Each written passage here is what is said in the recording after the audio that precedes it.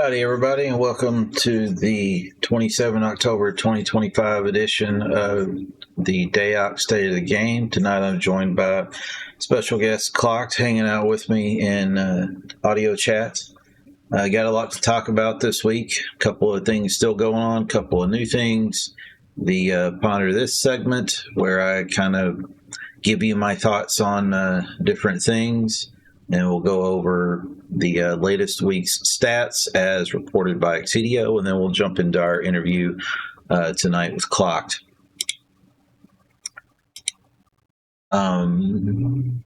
Yes, there we go. So 24th anniversary bonuses are still up. So they will be up until the 3rd of November.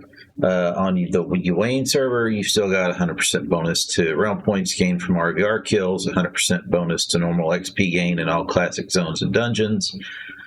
On the Gahara server, there's a 100% bonus to normal XP gain in all classic zones and dungeons, and 100% bonus to normal realm point gain in the capital cities. On both servers in each capital city, there is a 40% bonus to crafting speed and a 20% bonus to crafting skill gain. And in all housing zones, there is a 20% bonus to crafting speed and a 10% bonus to crafting skill gain. And again, that runs through the 3rd of November, so you got a little over a week or so left. This last Tuesday, I think it was, the Halloween event went in, and that'll be running through November 5th. And they brought some new stuff out this year. Greg's been a busy man, so there's some new mounts. They've got a pink unicorn mount that you can buy with Mithril. They've got a new spectral mount that you have to farm from the Mournful King dungeon. And then they have 3 new broom mounts this year that are on the available on the Mithril merchants as well. They basically took the brooms from last year, it looks like, and then added some really cool looking effects. They've got the Witchfire broom, the Smoke broom, and the Flame broom. So if you're somebody that enjoys silly little microtransaction mounts like I do, those are available to be acquired in your realm's capital city until the 5th. Also, as part of the Halloween festivities, the pumpkin patches and potions are in. You can go out there and defeat ghosts, mummies, bats, walking dead, or gooey slimes, earn a rare trick or treat or a keep chest potion. No quest required. You can just go out there and do it. And the trick or treat potions can transform your realmates with randomized costumes, and they're going to be usable in RVR during the 3 days around Halloween. So you never know what somebody's actually going to look like. It's probably one of my favorite times of the year in game to be able to go out there and just be absolutely silly. For the Haunt or Be Haunted quest, you can visit John Tobin and Cotswold, Foa Moldison and Millarn, or Nira and Magmel to assist in their haunted studies. Awards include gold and the Wings of Haunting cosmetic effect. Quests got to be turned in by November 5th, or they will vanish when the event is out of your journal. There's also Pumpkinhead patterns and some.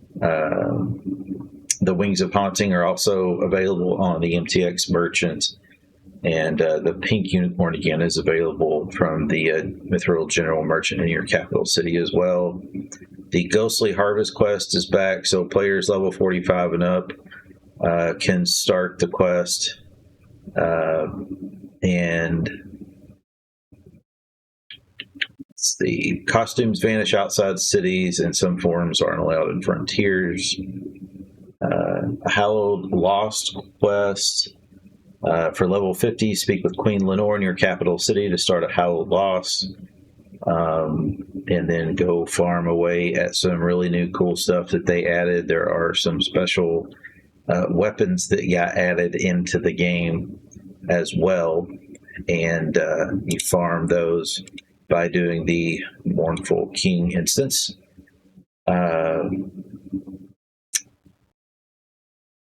You can farm the new hallowed weapons, some of the potions, the spectral mount. It's that mechanic where the loot chest spawns after the Mournful King's defeat, but despawns in 20 seconds. There's been pretty much nonstop from what I've seen in Discord, people just out there farming the hell out of it. And then again, the Halloween event ends, or as they call it, the Pumpkin Moon fades after November 5th. So get your broom or your unicorn, get your candy, and challenge the Mournful King, and happy Halloween. Up next, we've got my Ponder This segment, and for this week, I kind of took a look at a thought experiment. And there's been a lot of chatter in Discord, in official Discord, as well as in, I'm sure, people just talking amongst their friends, about the cost of easy realm points and what that has meant for the game, both on the Wayne and on the Geharis servers. And so I started thinking about this, and I was like, well, there's data available, so why don't we go see what the data tells us? And so I started pulling that thread a little bit, and I realized that while we have all kind of vented about it, at the end of the day, this isn't about blame. This is about lessons learned. Most of the people that are upset or uneasy, or whatever other words you want to use, about easy realm points, they care because they care about the game. They care about the progression. They care about the characters that we've all been playing for the last 24 plus years. And so it's all near and dear to the hearts of those who bother to watch a podcast like this one, and who still play the game, and who participate actively in Discord and things like that.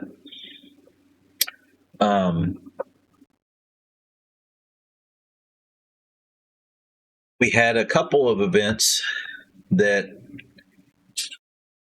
were basically PvE for RPs. Some people call it Geharis because it's basically the Geharis way of earning RPs on Wayne. Excuse me. And it created one hell of a temporary high, but definitely left us with a lingering hangover.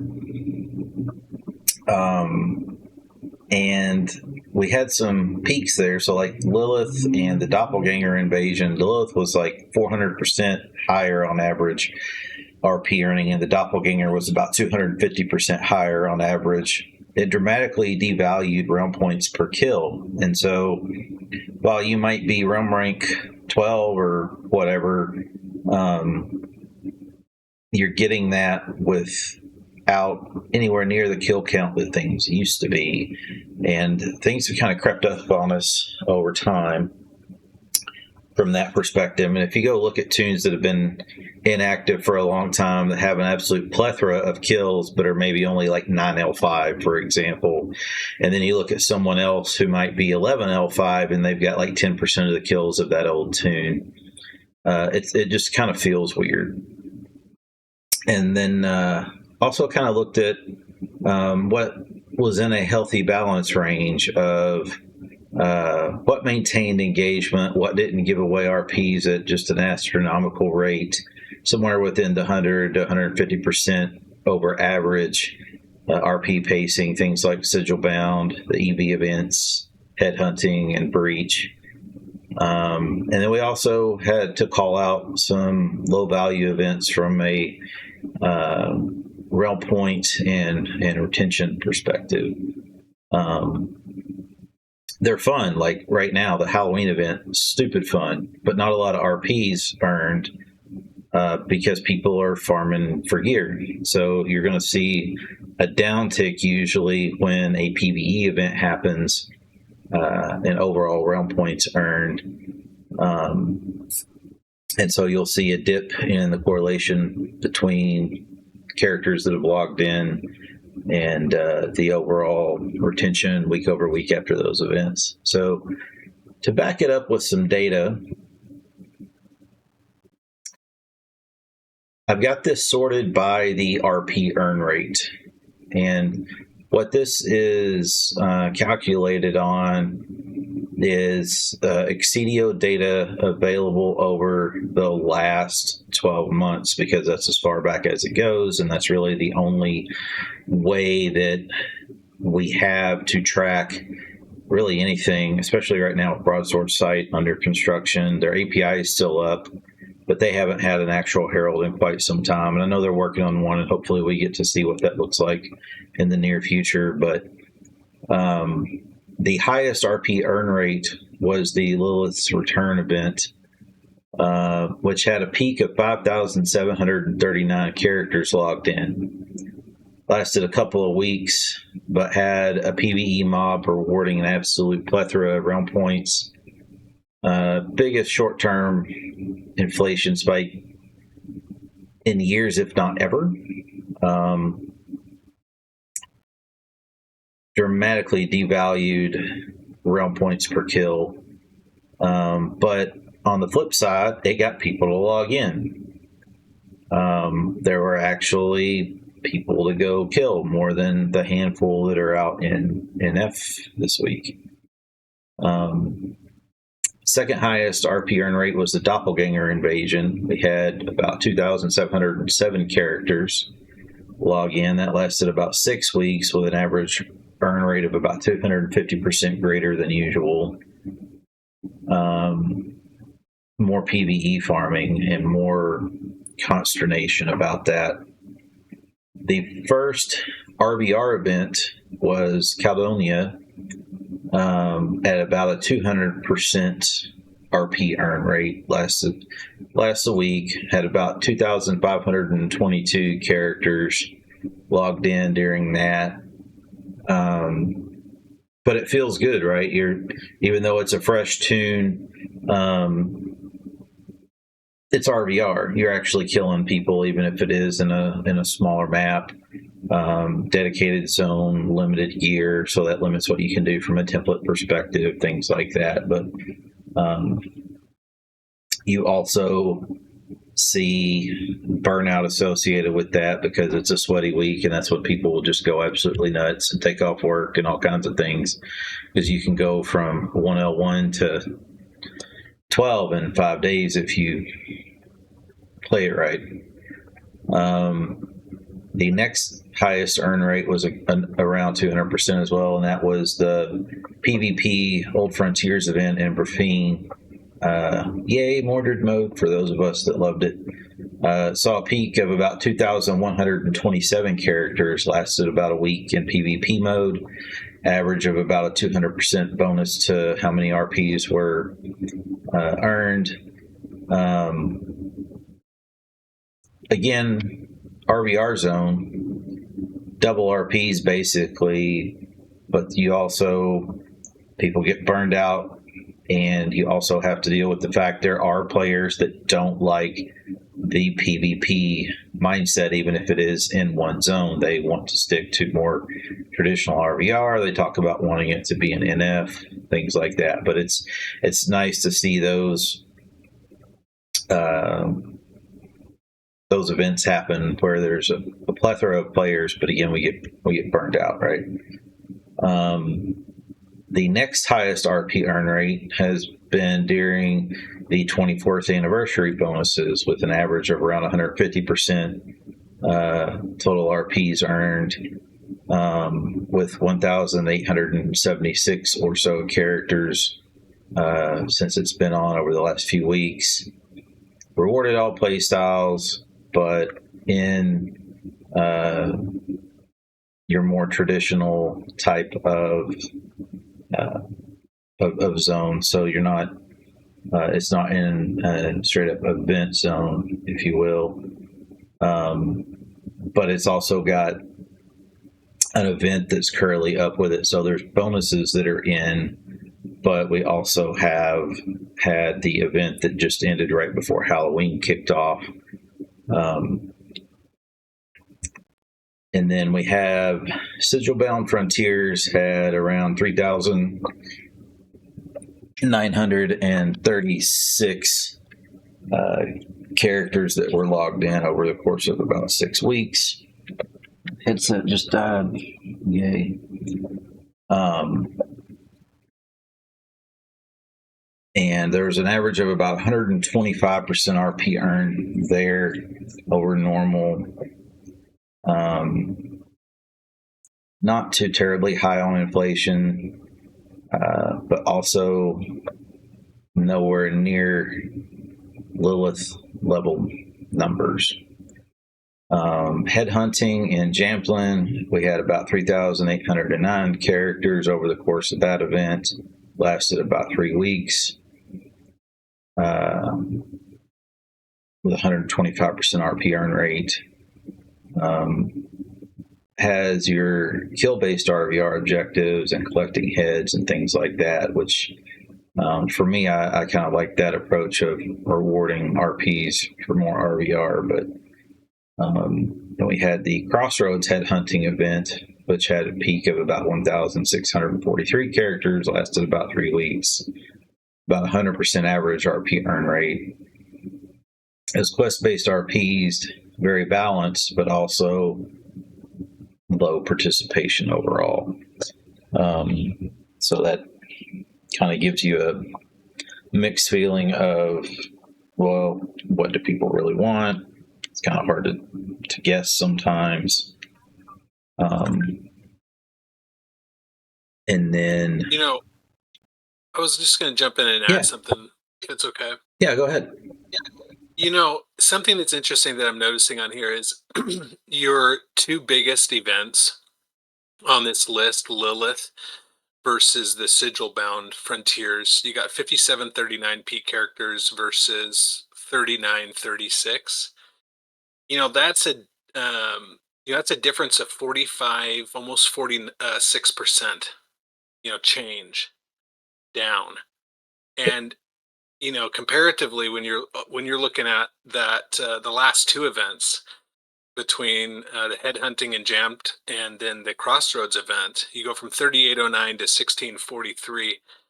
That's a difference of 131%. It's a huge drop. And in your previous stream, Volcom said something that was really on point, which was when events are clearly unpopular, when they're just not being participated in, having the ability to switch gears quickly instead of just letting something run its course, I think would do a lot in kind of narrowing down this list into, the more popular events and sort of keeping sort of in that mid-range where it makes sense to bring the population up and the characters that are out and everything else. And then to your point, not to do it in a way that grossly inflates RPs, but sort of trying to find that balance. Yeah. And we'll see that a little bit more on the next slide too, because the slides are sorted based on the average RP earned rate. That was the column that I decided to hit it on. But there are other events that have had decent turnout, but it doesn't really, the correlation to feeling like there's people in the game just isn't there. And I wholeheartedly agree with the need to tune things and respond to, is this working, is it not? So like when we looked at the second slide, we had the Breach, the Abyss Reopen, which was the event that just ended. There was only 1,876 characters that logged in for that 3-week event. That's kind of sad. And it was basically 100% RP earn rate, but it was more PvE, right? It wasn't that, like, there was the draw of hey, let's go get some crystals and get some solars out there, or let's go kill the mob so that we can get more RPs because there's not enough people to kill or whatever. But it kind of, it goes back to that Gaheris on Ewain thing that people really don't care for. And I mean, to be perfectly honest, I kind of feel the same way. Like, and I've mentioned this in a previous stream or 3, but I didn't participate in like the AFK events. I probably could be realm rank 14 something because of the playtime that I had at the time. But I just couldn't log in and do it. It just didn't make sense to me. I still played them, but only actively. I didn't just sit there and collect RPs and do something else and just sit AFK or stealth or whatever. But my 2 or 3 hours here and 2 or 3 hours there when I could do something, I logged in. But I wasn't willing to cheapen myself, I guess you could say. The Rites of Spring was another, on average, about 100% RP earn rate. Based on Excedio data, there was about 3,936 characters that logged in, ran for a couple of weeks. Seasonal RVR tasks. And then the Pictish threat that ran for about 2 weeks had about 2,522 peak characters, 100% average RP earn rate. It was kind of a bridge to a Caldonia event. Again, PvE mobs trying to deal with that lack of population. It's almost like a slippery slope. We had the Welcome in chat said, last event I had super fun was the Doppel event where the boss was EV and ruined keeps were bumping with 4 spawn Doppels in the keeps. And then we had the Bramer The Bramer BG weekend had 2,475 peak characters, lasted 3 days, 100% on average. RP earn had limited overall effect in the amount of characters that were logged in, but at least it was RVR, right? You weren't killing Doppels all weekend. Midwinter Festival last year over late December had 2,992 characters that earned RPs, while it was in only a 75% RP earned rate on average, which means that people were RVRing even less, so the RP earn rate started going below average. The Valentine's Day quest had more people playing with 3,565 characters, maybe not people, but characters, lasted for a couple of weeks. Again, 75% RP earn rate based on Excedio data. Some minor bonuses tied to quest chains. Halloween last year lasted for about 2 weeks, 50% RP earn rate. Probably wasn't 50% last year because that was before all these RP events for PvEing, but that Halloween event had 2,850 characters logged in. And then wrapping up with the Map Fragments event that had 2,503 characters with about a 50% RP earn rate over the last 12 months. And then what that takes me into next is the some of the notes from Discord. So back to the kind of the main topic of the cost of quote unquote easy realm points, if you will. Volcom said, I knew right away this was going to lead to people achieving their goals way too fast in game, or something that took years now took days. I don't know how people internally didn't see this. And then this was during Eldarian's chat last week, and Eldarian, who's the producer of the game, responded and said, I applaud your foresight and instinct. It's a trade-off that we have to decide to make prior to publishing, and it's first on the list. Hey, we're mortgaging the future with this. Let's be 100% clear about that. Rank was the nigh endless endgame for Camelot, and we screwed that pooch pretty well. And so Broadsword realizes that this hasn't had the long-term intended effect. So where do we go from here? How do we repair value in a world where realm points have just straight up lost their meaning? And as I pondered on this some more, I've got some more data points around it. And I looked at the retention over these big events. So Lilith was obviously the biggest one with that 400% RP earn rate. The retention after a month was 28%. So while the event was in, it was absolute chaos. Players everywhere, people to kill, so many people that there were even AFKs floating around. But we lost 72% of those characters never logged in again after 30 days.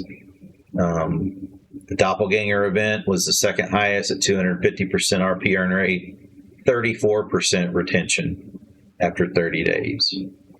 The Caledonia event,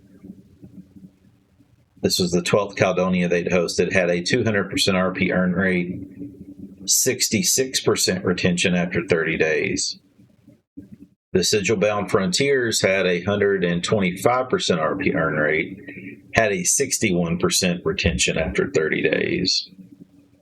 The Ellen Vannon PvP event had 150% RP earn rate with a 58% retention rate after 30 days. The Midwinter and Spring events had somewhere between a 75 to 100% RP earn rate with a 55% retention after 30 days.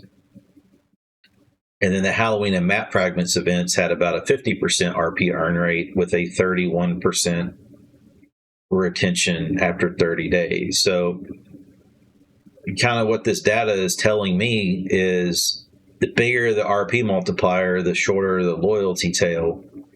Even though Caledonia and Sigil-bound had smaller multipliers, they had double the return rate. And it's kind of similar to economics. Engagement is about investment, not inflation. And people that earned a shitload of RPs in Lilith, a lot of them have straight up said that, yeah, they got a shitload of RPs, but they did it AFK or not having fun. Whereas in Caledonia, you might be sweaty, you might be Rome rank 12 after a week with the way the quest works and stuff, but at least you played it. Maybe you have 40 hours in that character that week because you took vacation or whatever. But I thought it was an interesting dynamic there. And Klocked, I'm not sure if you have any thoughts on this slide, if you wanted to jump in or not. You know, the Caledonia part to me makes sense because you create a new tune, you play it, you're playing it actively, which is a big part of it, and you template it and all the things that come with that. And so you have this investment of time and then of course, plat and everything else. And so you build this new character and then you want to play it beyond the event. So I can see how it would skew the retention rate higher. I think it's interesting that, the sigil on different slides continuously the sigil bound quest was popular and it had high retention. The PvP event, I think that was, I think a lot of people enjoyed that, and it gave group dynamics and other things to small man and 8-man that you can really only build with those events. And I loved those events when I've played all of them, except maybe one last year, and they were all really, really fun. It's it's interesting. I would not have anticipated the Lilith return event to have such a low retention rate, but I wonder if the statistics aren't skewed down a little bit only for the sake that maybe the number of characters that are being logged in isn't as high after the event, but that the stable base of people playing has moved at maybe a smaller percent down just based on the other slides. One of the things that I found most interesting on this particular data set was you read a lot about people don't like the Mordred PvP rule set. but it had the third highest retention rate. Yeah. And it wasn't that much behind Sigilbound and Caledonia. And the rule set, yes, it's very niche. And it's part of why people like Volcom and myself and Sis constantly are like, hey, give us a zone that's PvP. It doesn't have to be an NF, but give us somewhere. There is literally nowhere in the world, unless Ywain turns on a PvP zone, that you can go do a mortared rule set, anything in DAoC. Even the shards don't do that. And so I personally don't understand why that itch can't be scratched somehow, even if it's not permanent. Give us 1 weekend a month, do something, because there were more people on Mordred when it closed than there are on Ywain right now. Yeah, exactly. I mean, it just, you know, something that I've always thought would be a good change to the game is to have it be a toggleable thing, where if you choose to turn your character into a PvP character, you can turn that on, and kind of like the people can RP attack you, and you flag. can attack. Yeah, sort of like an RP flag, and let your own realm attack you when you're out in RVR, and it's obviously disabled in certain areas, like realm specific areas like capital cities and PVE areas and everything else. But when you're out in mainland RVR, it's kind of free game, and I think that would be an interesting dynamic that could be added, or just a zone, like you said. I mean, I think having that choice gives some flavor to the game that I see the popularity when these events come out, especially the zoned ones, like when they did the instances with PvP, and they Yep. were really popular. And I mean, you were catching action regularly to the point where you you felt satisfied in a way, because you had as many fights as you could stomach, and then you were kind of like, okay, I'm done.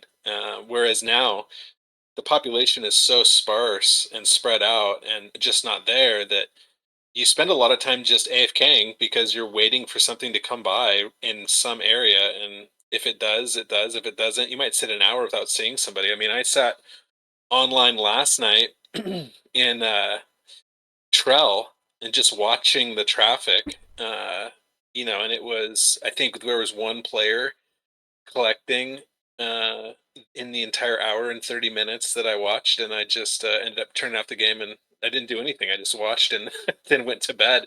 And it was pretty sad, because I had read in chat all day how busy it was and how great it was, but there was this cliff at night where everything just got kind of turned off. And Yep. it's unfortunate, because the game used to not be like that. It used to be action 24 hours a day, because you had all the different time zones and people playing from Europe and even Asia and East Coast. And now it seems like there's a cliff at night where everything turns off. And for those of us that work a regular, during the day, come home at night to play, I mean, there's nothing really left. So Yeah. Well, and especially like for me, I'm West Coast now. NA Prime's done before I even log in. yep. There used to be a West Coast Prime, but now it's more like West Coast Smallies.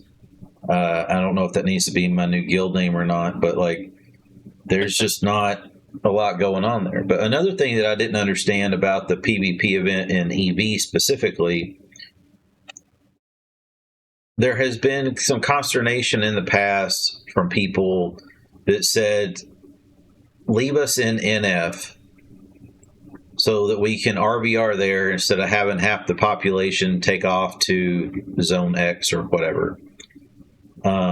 So Broadsword said, okay, let's turn on PvP on EV. But if you don't want to go there and you don't want a PvP, fine. Go do your thing elsewhere in the frontiers. But there was still whining, for lack of a better word, about EV being in PvP mode. And I'm like, people are enjoying it, and you still have the option to go sleep in bowl or whatever it is you do.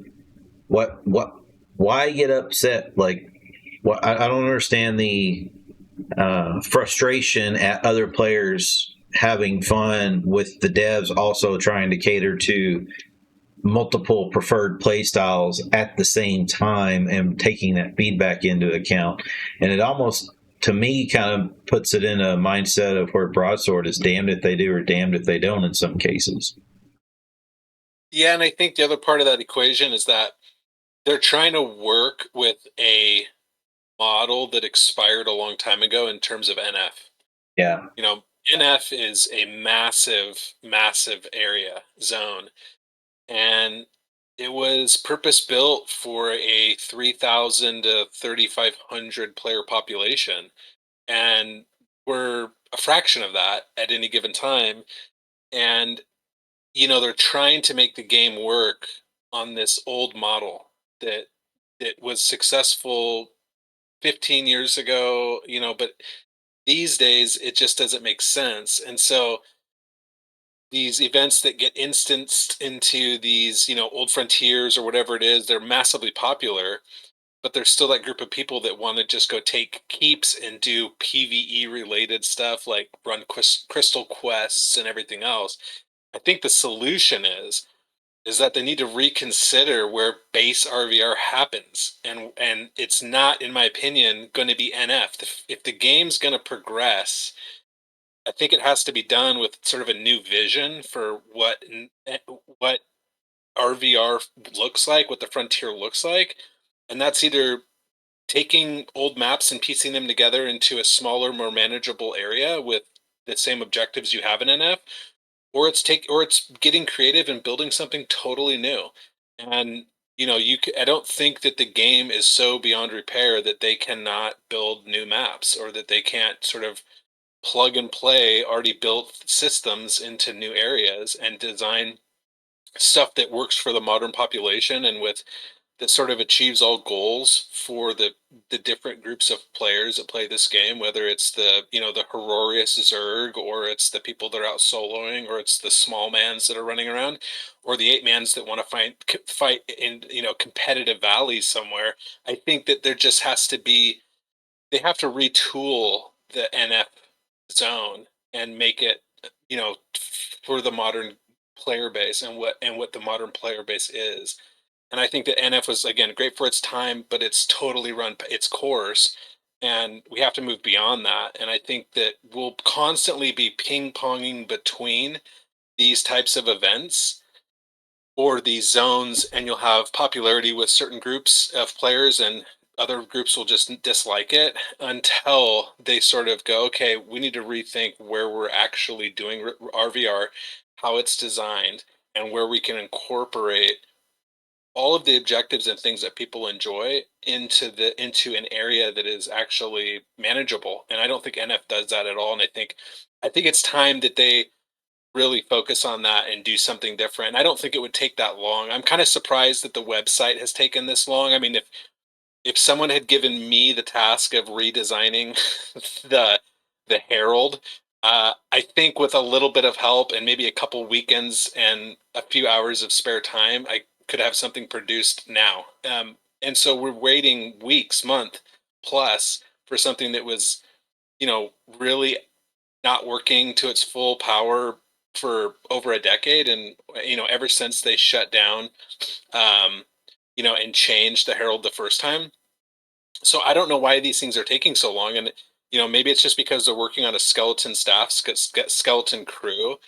But I just think that, I think a little effort goes a long way. And I think that, somebody should be dedicated to sort of implementing and executing these things, to get them out faster. And I think turnaround as a big part of player base happiness. And I think that the turnaround in this game, or the changes, and prime example is the last event we had, very unpopular.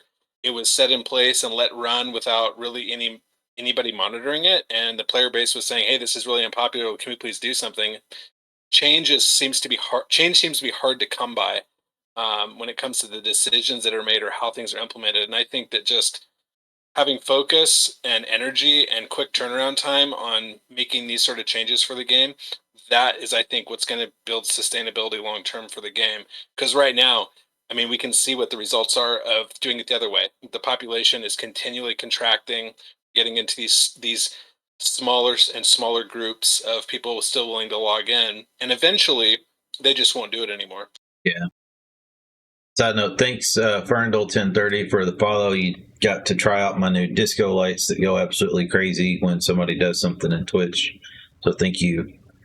So for the next infographic based on this data set, I titled it "Inflation Does Not Equal Engagement." And so this is that RP earn rate is your thick bar, and then your retention over the next 30 days is the white line. And so you can kind of tell, looking at this slide, Lilith was a hell of a lot of fun until it turned off. And then it kind of, the server basically went to ghost town mode for a while. And our best events were Doppelganger Invasion. No, not so much. Caledonia is where it took off. Sigil Bound Frontiers, even though the RP earn wasn't high, still had some of the best retention. The EV PvP still had some of the best retention. And then the midwinter and spring time frame had some of the best retention. And then you go back to Halloween and map fragments, and it just falls off again. Lower than the Doppelganger and almost as bad as Lilith's Return, because there just wasn't a lot going on for people to do.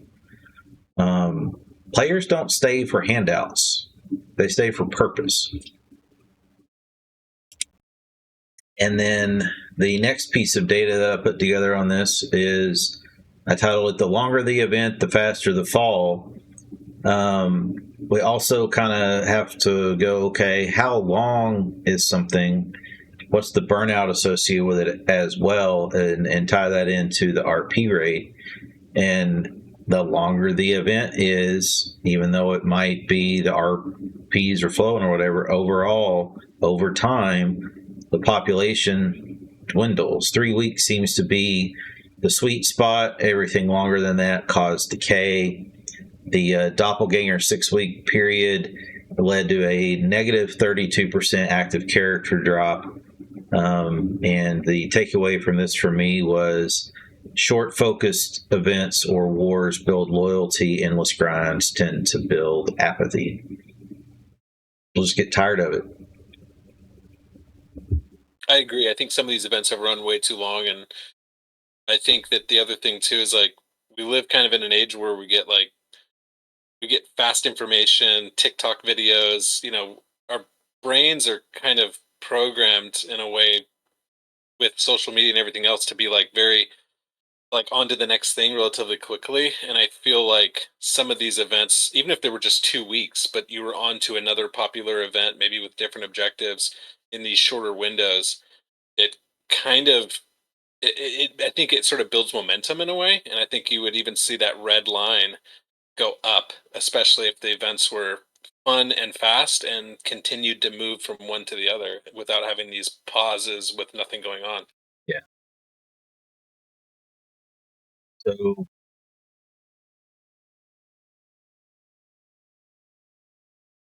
kind of taking a look back at everything we just talked about, and I think Carol has even basically said this. I'm paraphrasing here, but I'm pretty sure I've read her say in DAoC Discord, when everything is a bonus, nothing is earned.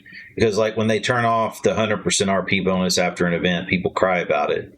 And she's like, well, if the bonus never goes away, it's not really a bonus anymore. And I think that's true both of events, but also like just the sustained over time. I know people have gotten used to RPs just coming out of the faucet like water, but I think that's got to stop. I think the RP inflation creep has got to stop. And it's really hard when there's always a ridiculous bonus in to entice people with a bonus unless it's something astronomical. And so, I mean, that 400% bonus basically with Lilith, that drew in a shitload of people for a minute. And then you wind up running into that curve of diminishing returns where everything needs a bigger bonus to feel exciting. Well, the bonus doesn't make fun. people do. It's an MMO. Even as a solo player,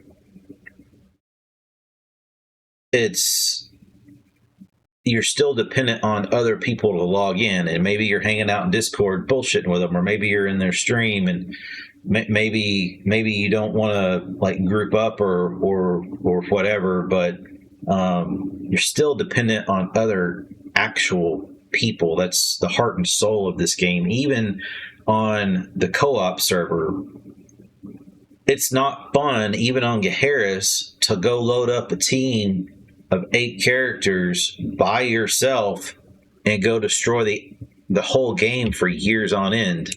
It's just not that fun. The fun is with the players. And then what happens when 400% isn't enough? Ooh, disco lights again. Thanks for the follow, Insomnia. It seems like right now, if I asked in Discord what would get people back, half of Discord would probably tell me, where's Lilith? And we've already seen that's not enough. There's no long-term engagement. There's not even short-term engagement. The second the event's over, the population just absolutely craters. So I think that we have to reintroduce scarcity.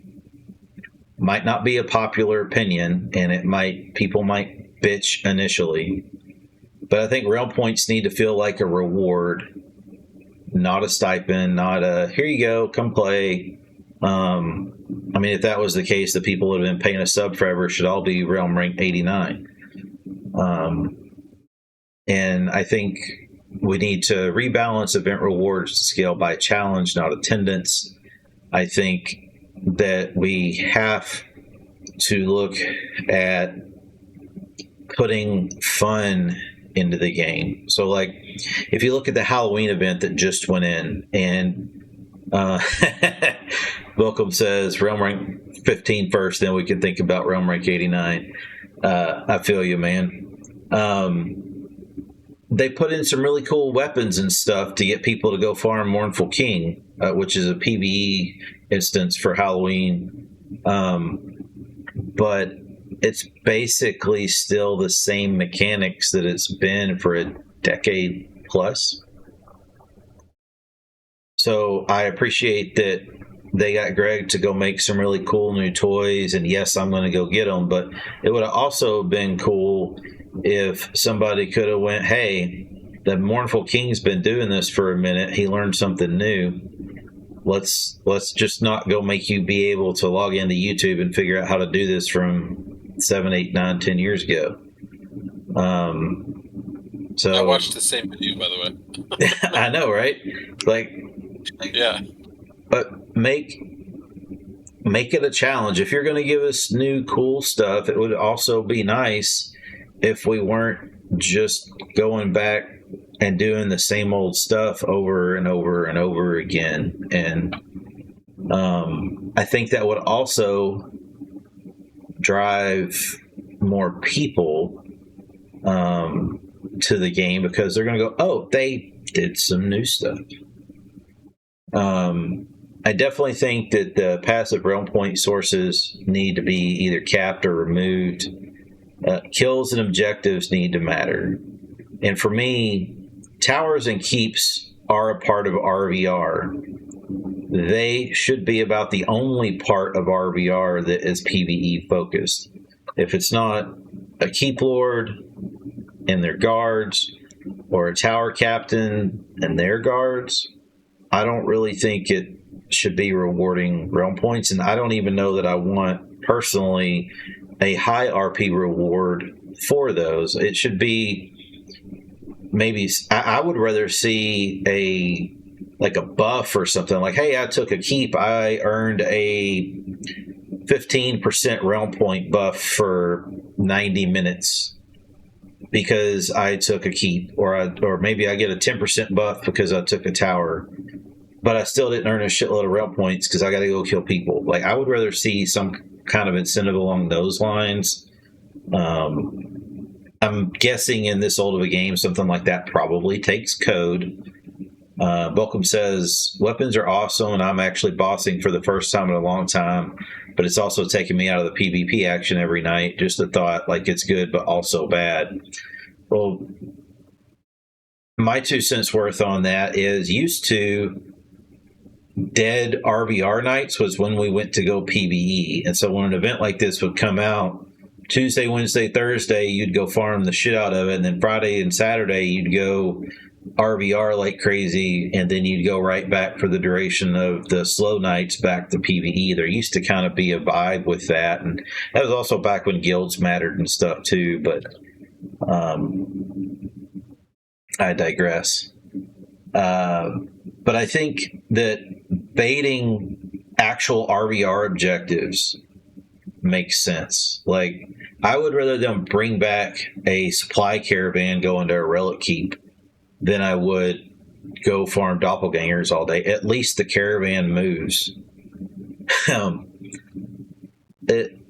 Another thing, honor the grind. And I don't know how you necessarily bring this back on you, Wayne.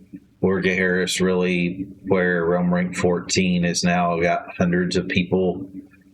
But if they ever launch a new server, they have got to restore the prestige of earning high ranks over years, not here you go, you played for a month. Welcome said, I like what you said about keeps because you might get soloers or doppel farmers to at least participate in a tower taker and keep take. Yeah. Anything we can drive people towards actual RVR of what the heart of this game is, it, to me, makes sense. But yeah, if they ever do a new server, they need to not make this mistake again. They need to not reintroduce a Lilith. They need to not make 200+% RP gain normal. Anyhow. And I would even venture to say we don't need more realm points. We need better reasons to fight for them. It's better to fix the value of the currency than it is to print more of the currency. And in this case, that currency is realm points. It doesn't mean shit that your realm rank whatever if anybody can be. And every time we have a high RP event, it devalues that past effort that people have put in. And we can't really just go undo Lilith and like roll back realm points. That would, people would revolt.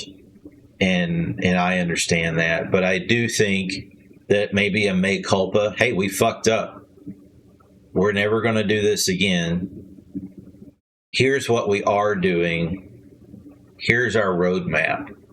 Here's where we're going. Here's what we can do to make UAine fun so that people want to log in. And I think that's the problem, and that's I think also why there's a lot of shard players, because to them it's more fun to go somewhere else because there's nobody here. And until we give people a reason outside of their own personal ethics to log into live, they're not going to. They're going to play another game, and that main game might be a shard, it might be Battlefield 6, it might be cards, it might be drinking beer with their buddies that night instead of logging in at all. Like, we have to get people to want to log in.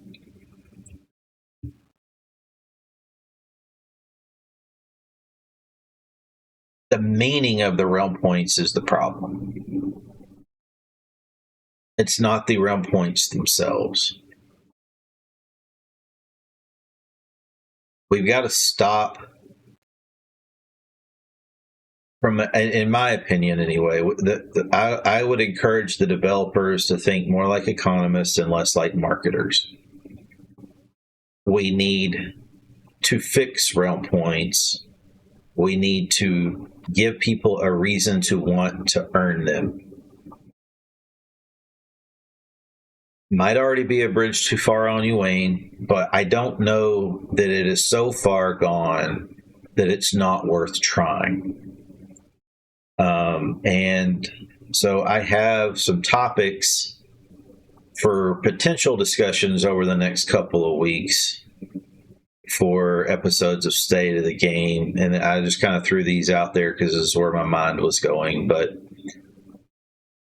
I'm going to talk on the next episode about some of my ideas for how we can reimagine frontier objectives. And my goal coming into this, because I know the first thing I want to do when people hear this in Discord and help maybe even from Broadsword, oh, it's old code, we can't do that, it's code this, code that. I spend way too much time doing paper DAoC in my head when I'm not actually sitting in front of a computer. And so part of what I have been thinking about is what type of mechanics can we add in the frontiers today, potentially? And I'm saying we as the community presenting ideas to Broadsword, because I don't work for Broadsword. I'm just another dude that loves DAoC and plays in the Alma modded Discord, but like I'm nobody special. But how can we present ideas to reimagine Frontiers objectives that live in the systems that are currently fielded on Uwain already that don't take a developer to implement them?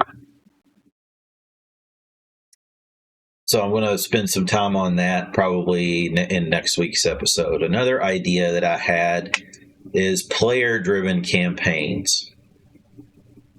And what I mean by that is I think it would be interesting if a BG leader could log into the Relic Town and say, fuck it, I've got my 2 groups or whatever our piss poor population is for that week. I want to say, okay, I want to go to Herb and take it. And so I go and I talk to this NPC and I tell it that I want a realm objective that's active to go do blah. Maybe that takes code, but that's also where I'm not trying to initially focus on from a conversation perspective. But I would love to see that type of interactive capability so that when Hero logs on, for example, and he's got his group of buddies that follow him all over the place, that he could log in to the Hib Relic Keep and say, I want to go take a relic. I want to go take this relic. And he could get a quest based on that or something. I don't know. But I would love for that level of interactivity to belong on Uwain. I don't know. We'll see where that goes over time as I think about it more. But that was my spit wad at the wall, if you will. And then I'm going to put some more time into looking at the data that we reviewed tonight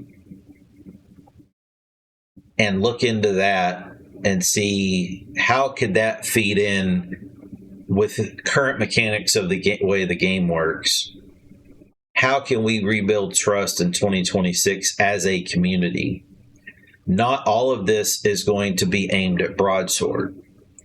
And I know I'm a peon that has 7 people watching me on Twitch right now. Maybe this will get amplified. I don't know. Maybe you fuckers think I'm crazy and should shut up. But I think that there is a community aspect of this as well, because in a game like Dark Age of Camelot, we are reliant on Broadsword, Electronic Arts, whoever owns the game at a given moment in time over the years to field a framework of fun. And then it is incumbent upon us as the players to have fun. And so I'm going to be talking about what I think that might mean as well. Klocked, do you have anything to add on any of this before we move on to this last week's stats? No, I think it's well said. And I think the thing you hit on that resonated with me earlier was you talked about RPs as currency. And I was kind of thinking about that in my own head before that, just thinking about how inflation happens over time, and sort of the currency of RPs that we trade with is just has less of a meaning. And, you know, a lot of times in other games, or, in just economies in general, sometimes, money flows or interest flows into other things like, Bitcoin or something else, right? Or gold.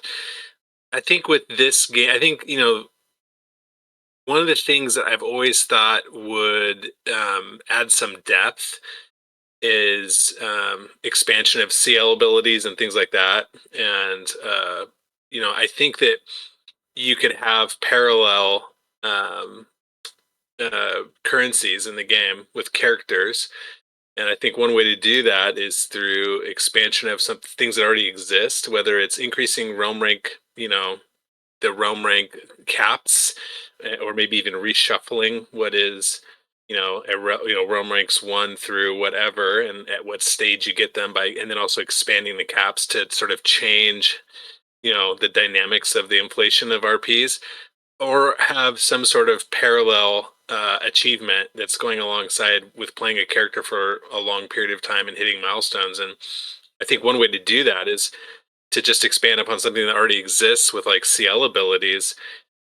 CL abilities were added into the game a long time ago, and they're relatively minor advantages in the game, very small. But it would be interesting to add a carrot that you could chase over a long period of time to grow your CL abilities. Maybe it's like CL 30 or something like that. But as you go, you hit these milestones and you get something out of it that's meaningful for your character that benefits you in RVR.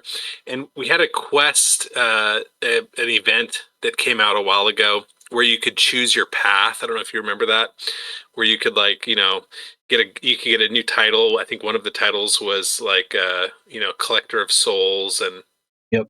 there was another one. It would be interesting if you had like a progression of CL abilities that as you sort of went along it, you kind of choose your path, and maybe that's more reflective of your game, your playing style. Like if you're a solo player or like maybe group oriented, and then the things that get unlocked for your character as you progress are sort of tailored to your play style. Maybe they're strong in a group, but not necessarily for solo play, and then vice versa, strong for solo play, but not necessarily really usable in group. So I don't know. There's lots of little things, but I think you said a lot of good stuff, and I agree with a lot of it. I think one of the things I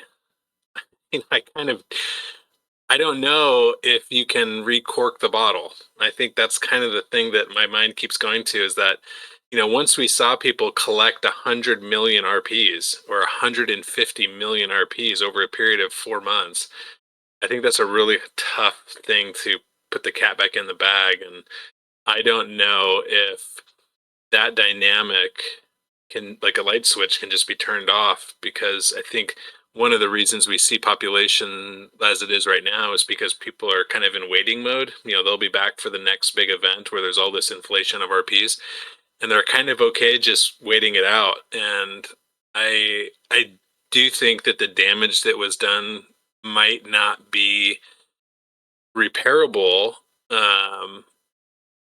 in the short term, and maybe not even the long term. I think there's some sentiment amongst people I play with and that I chat with in game, and they kind of say the cat's out of the bag and it's never ever going to go back to what it was. It's been fundamentally changed. Yeah, it was definitely a slippery slope, I believe.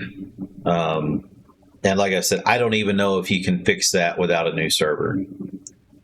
But I'm also trying to keep in mind right now, all we have heard is our focus is Ewain and fixing the website, and we need to do some more UI work, and we have some more features coming in a patch in Q1 of next year. And so I'm trying as a community member to look at what has Eldarian told us is within scope, because I can tell you right now, if I could hit a button and say, give us a new server tomorrow, I absolutely would. But that's not reality. And so to me, it's what can I look at? What can I look at for ideas that might work? One thing too is that there's been plenty of popular events that didn't have necessarily huge RP bonuses attached to them, but had a lot of participation. And there was when they started doing those statues and putting them around. I think it started where they stuck a bunch of people in TOA, and then they started putting them around the capital cities. Those were all chaseable events that sort of had people participate and there were group objectives and solo objectives. I have a cloak, for example, with a unique design on it that's not, that was won through that event on my Shadowblade.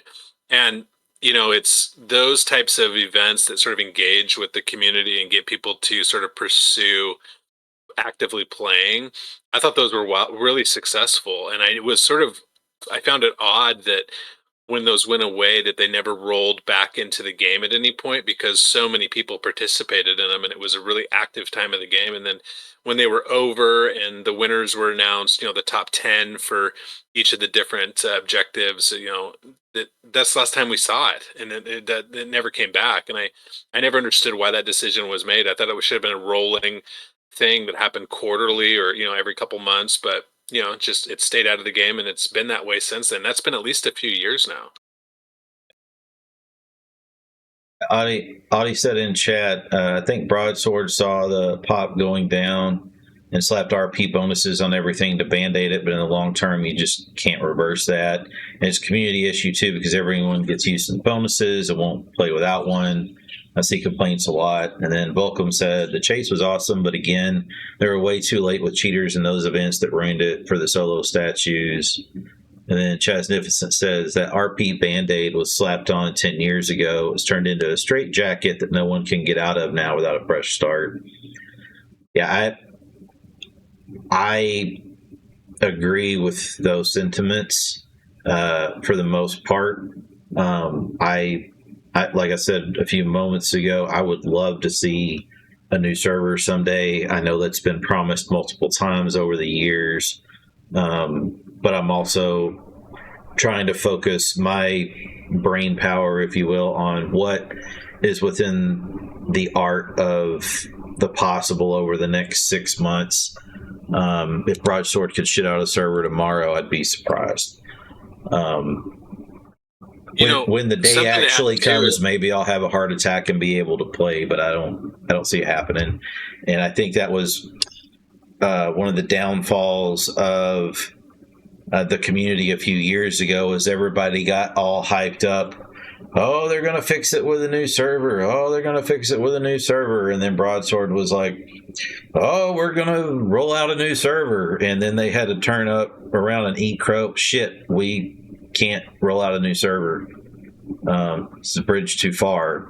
And so until Eldarian can log in someday and say, we've fixed whatever the hell that bridge too far was, I'm going to look at what is within the art of the possible. And then Velcom said, and then others did roll out a new server for free. Yeah, multiple others. There's definitely been multiple shards that have launched since then. Some have come and gone. Some have remained extremely popular. Some new ones are out in beta. Some of them have been around forever with low pop that fill a niche. But yeah, I think that in the near future, and I mean this over the next 3 to 6 months, I think that if Broadsword would focus on quality over just rolling something else out, that they might actually garner some interest for people, even if there is like a 200% RP bonus or some shit on it. But I don't think there are tons of complaints of, well, like even the event that's in that they just put in right before Halloween, people were bitching because, oh, this is the same thing you did with like 2 tweaks. We've done this event before. Like, it's almost like people want events, but then they also don't like it that they're rolling out something that they've done before. And I also talked about this a little bit earlier, but I can kind of sympathize with that. Like, Mournful King just came out. They introduced some really cool cosmetics and stuff with it, some new weapons, actual weapons, not just skins. They didn't fucking change the mechanics of the instance at all. It's still the same shit it's been for a decade plus. Like, that's weird.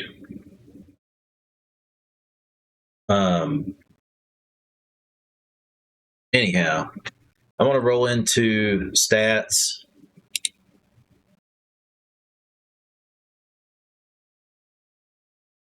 Second.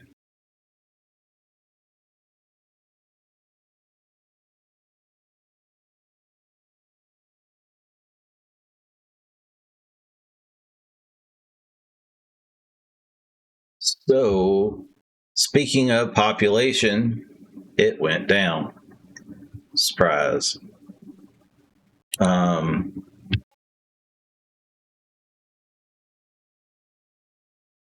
So, for the week ending on Sunday, October 26, 2025, Albion contracted by 9.5%, down to 667 characters. Hibernia contracted down 11.7% to 552 characters, and Midgard stayed flat at 514, with a total of 1,733 characters over the last week that gained realm points. That's negative 6.9% contraction. So, comparing that with the data we talked about earlier, guess what? Shit's not popular. Also, people are, this week specifically, chasing Mournful King because they got some new weapons to go chase, some new shiny pets. So you're going to see less of an RBR population when people are trying to go PvE farm something.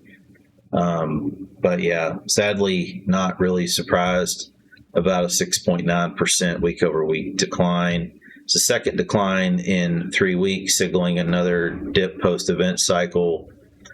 Player totals are still about 10% higher than they were in early September, which was around 1,570 characters. It's Albion's largest single week drop, returning to near early October levels. Hib had their biggest relative loss. Their momentum seems to be cooling off. Mid has stayed about the same.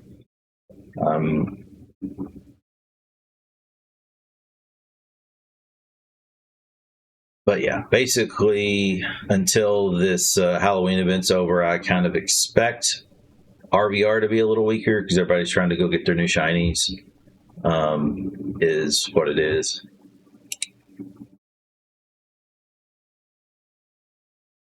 This current week's look at the top 10 RPs of all time on Yuane. Looks like I copied and pasted wrong. I got their level instead of their class. I'll fix that next week. Kind of got pressed for time a little bit today, but at least the RPs are right. Still on top is Zonia Blade. Number 2 is Baby. Number 3 is MWM. Number 4 is Woo Woo Shoo. Number 5, FYI. Number 6, Herorius. Number 7 is Raven Throne. Number 8 is Tal's Frosty. Number 9 is Homelander. And number 10 is Gelgad.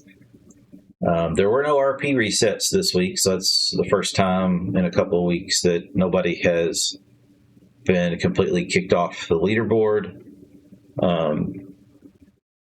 Interesting to see that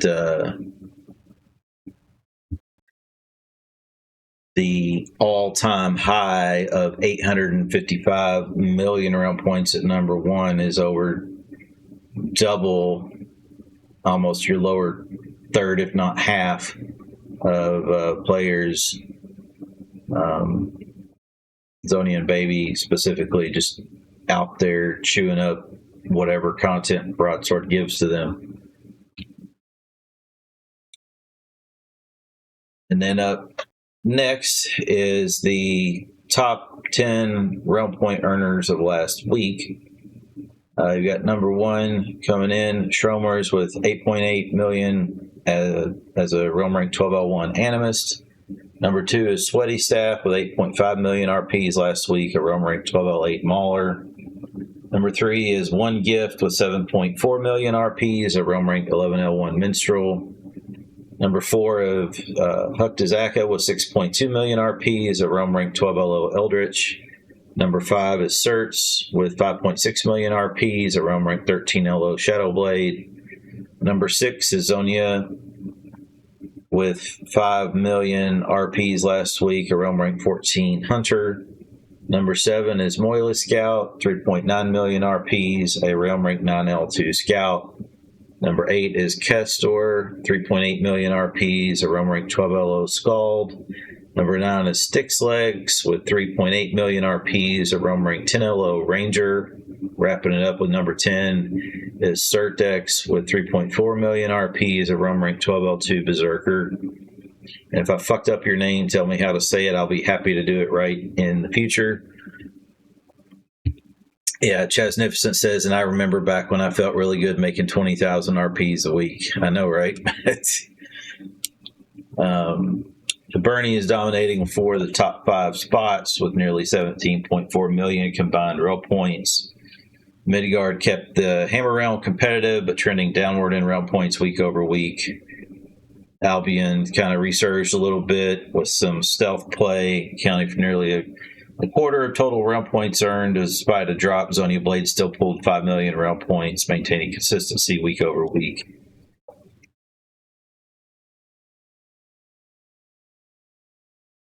The total top 10 realm point output went down slightly from 60 million to 58 million week over week, but still pretty busy despite PvE events pulling players elsewhere. Top 10 kills of grouped players.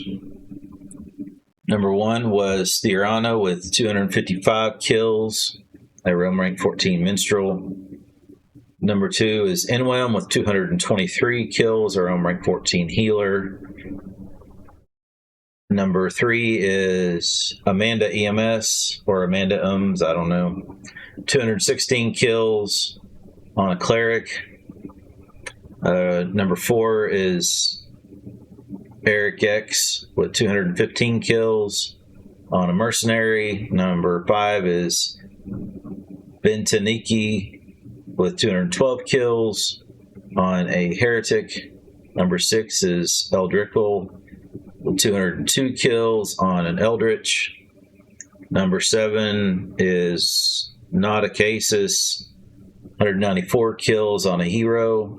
Number 8 is Ribriane, 193 kills on a sorcerer. Number 9 is Optimal with 187 kills on a mauler. And number 10 is Brackabrick with 186 kills on a wizard. Top 10 death blows this last week. Number 1, we had Galadorius with 108 death blows, 1.5 million RPs earned on a Reaver. Number 2 was Questor with 106 death blows with 3.8 million RPs earned on a Scald. Number 3 is Kenios with 72 death blows with 1.5 million RPs on a Animist. Number 4 is Themis with 69 death blows with 3 million RPs on a Valkyrie. Number 5 is Yosipi with 66 death blows with 1.1 million RPs on a Rune Master. Tied with 66 death blows is Mrs. Happy Face at number 6 with 998,000 RPs on an Eldritch. Number 7 is a Molvik tune AFK Tough Guy with 62 death blows. No RPs this week, so I'm guessing /RP off. I did look, there were kills, just no RPs earned. But a level 39 Reaver. Number 8, also tied with 62 death blows, is Axel Pal with 505,000 RPs on a Paladin. Number 9 is Jola with 60 death blows, 1.1 million RPs on a Shadow Blade. And wrapping up at number 10 is Picaro, 59 death blows, 1.2 million RPs on a hero.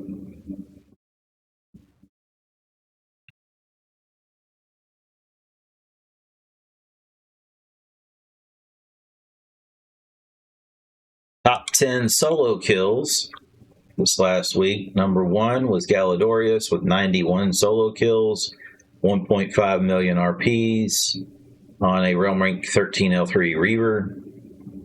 Number 2 was Kenios with 63 solo kills with 1.5 million RPs on a Realm Rank 13 L4 Animist. Number 3 was Yosipi with 56 solo kills with 1.1 million realm points on a Realm Rank 10 LO Runemaster. Number 4 was Axel Pal with 52 solo kills, 505,000 realm points earned on a Realm Rank 12 LO Paladin. Number 5 was Jola with 49 solo kills with 1.1 million realm points on a Realm Rank 12 L7 Shadow Blade. Number 6 was Vicomtessa with 43 solos with 640,000 realm points on a Realm Rank 12 L3 Infiltrator. Number 7 is Mrs. Happy Face with 42 solo kills, 998,000 realm points on a Realm Rank 11 L1 Eldritch. Number 8 is Nameless with 41 solo kills, 564,000 realm points on a Realm Rank 12 L2 Paladin.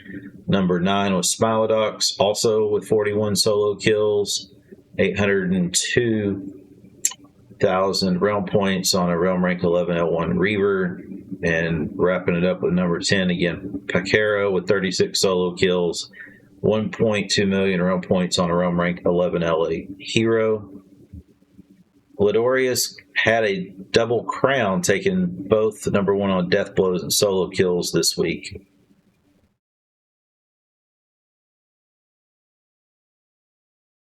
Top 10 deaths. Number 1 was Heart Monitor Unplugged with 97 deaths on a Realm Rank 5 Cleric. Number 2 is Duke Nukem with 83 deaths on a Realm Rank 12L9 Runemaster. Number 3 was Shromers with 70 deaths on a Realm Rank 12L1 Animist. Number 4 was Lag Shadow with 47 deaths on a Realm Rank 12L Nightshade. Number 5 was Tonight Sea with 46 deaths on a Realm Rank 4L2 Mentalist. Number 6 was Kierkegaard with 45 deaths on a Realm Rank 11 LO Ranger. Number 7 was Nauticasis with 43 deaths on a Realm Rank 701 Hero. Number 8 was Isaac with 42 deaths on a Realm Rank 701 Scald. Number 9 was Tidemark with 41 deaths on a Realm Rank 704 Mercenary. And wrapping up with number 10, Permanent Brain Damage, also with 41 deaths on a Realm Rank 9 LO Paladin. Bernie had dominated the death leaderboard, accounting for half of the top 10 deaths. The top 10 guilds of all time on Uane. Number 1 is Legend with 7.197 billion realm points. Number 2 is Huther de Valdes with 6.7 billion realm points. Number 3 is Asatruar with 5.1 billion realm points. Number 4 is Barons of Brutality with 4.3 billion realm points. Number 5 is Legendary Angels with 3.7 billion realm points. Number 6 is Chaotic Incarnation with 3.4 billion realm points. Number 7 is Fellowship of Albion with 3.096 billion realm points. Number 8 is Shadow Brothers with 3.029 billion realm points. Number 9 is Last Line with 2.948 billion realm points.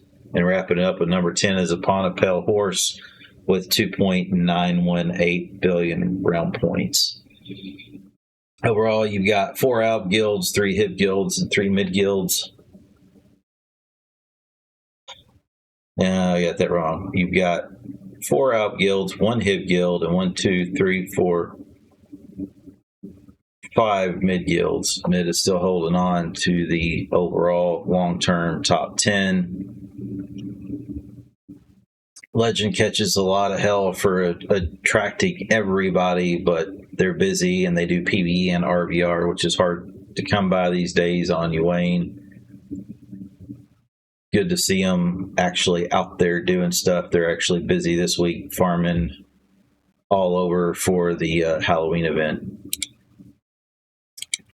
The top guilds last week, top 10 guilds for realm points earned. Coming at number 1, also Legend with 19 million realm points. Number 2 is Unclaimed with 17.5 million. Number 3 is, look, I fucking don't speak French. Les Guerriers de Nazaroth with 12.4 million. Number 4 is Dragon Peace with 11 million. Number 5 is Fellowship of Albion with 10 million. Number 6 is Zentarum with 9 million. Number 7 is Huter Albions with 8 million. Number 8 is Le Chant d'Arac with 7.9 million. Number 9 is Huter de Valdes with 7.2 million. And wrapping it up with number 10 of Pirates Code with 7.054 million realm points this last week. With a combined total of 122.8 million RPs across the top 10. It's Legend's third number 1 finish in the last 6 weeks. They have been busy. Unclaimed surged to number 2 was theirs. It's been one of their best weekly totals this year.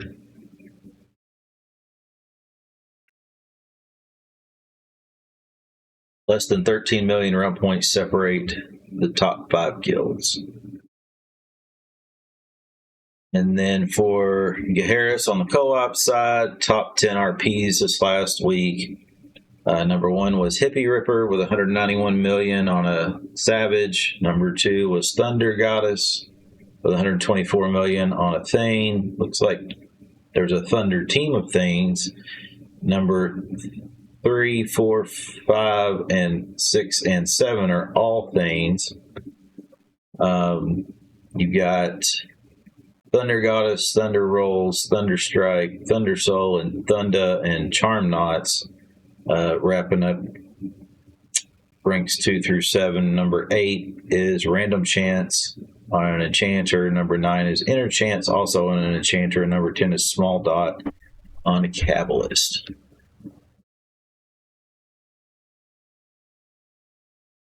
Still 43 max cap characters on Gaheris that have 2,147,483,647 round points, which is the maximum obtainable that you can get in Dark Age of Camelot. Top 10 RPs on Gaheris not capped, coming at number 44 is Implode with 1.042 billion realm points on his realm rank 14 Enchanter. Number 45 is Demi War with 818 million realm points on their Savage. Number 46 is Swiffy with 703 million realm points on their Skull. Number 47 is Drew David with 523 million realm points on his Enchanter. Number 48 is Tonka Wizzy, 484 million realm points on his Wizard. Number 49 is Sensation with 428 million realm points on their Valkyrie. Number 50 is Trusku, 420 million realm points on his Healer. Number 51 is Tonka's Chanter with 409 million realm points on his Enchanter. I think I just said that wrong. Last Trusku was on a Healer. Number 52 is Explode with 401 million realm points on the Spirit Master, and 53, wrapping it up, is Grimtooth with 399 million realm points on a Warrior. Implode is the only tune that has over 1 billion realm points that's not capped. So there's a lot of space between 44 and 43.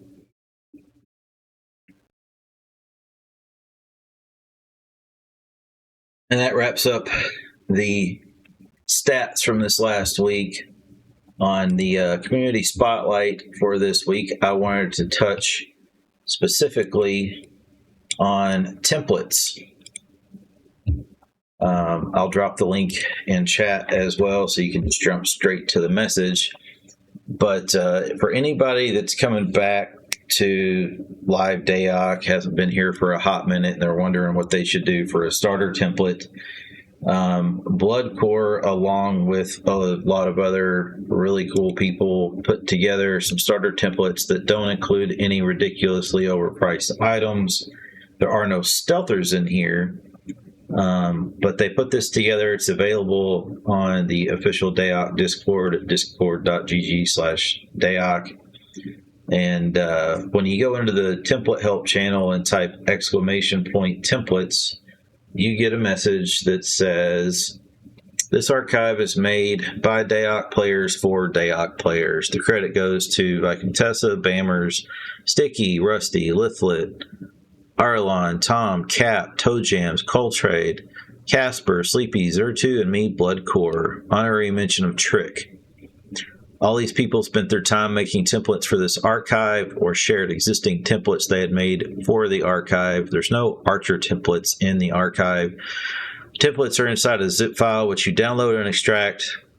Pretty much all Windows versions have a built-in unpacker, so you shouldn't need any third-party software. Just right-click the file and extract. If you find something you don't like in the archive, please be forgiving. Not everything's going to be 100% perfect for everyone. There's no veteran rewards in these templates, and you can download the entire zip file, and it's had one update because the warrior template was using leather arms, and that got fixed. These are also posted over on DAoC Buddy, so you can see it there, but I wanted to highlight this because it is a great example of the live Dark Age of Camelot community coming together for a common purpose to try to help other people. And that's something that, for me, this community does really well, always has, no matter how big or how small. And I thought it was great. And they even continue to maintain it and update it. And pretty much everybody that played a part of making that template library is willing to help pretty much anybody that is polite and actually asked them to help. So hats off to Bloodcore and company. Really appreciate what those guys have done. And with that, we are going to roll into Tales by Torchlight, which is the interview segment of the State of the Game. Again, tonight I'm joined by special guest Klocked. Was very happy he was able to pop in and join me this evening. It was a great save on his part for me. Had someone else that was going to join us this evening, and something important popped up in real life, and so we'll have that person on in the future. Looking forward to that chat as well, but was very appreciative of Clock for just responding to a Discord message and saying, hey, yeah, I'll pop in and chat. So thanks, man. I appreciate it. Thanks for having me, man. I'm really happy to be here. And I got to say that looking at your,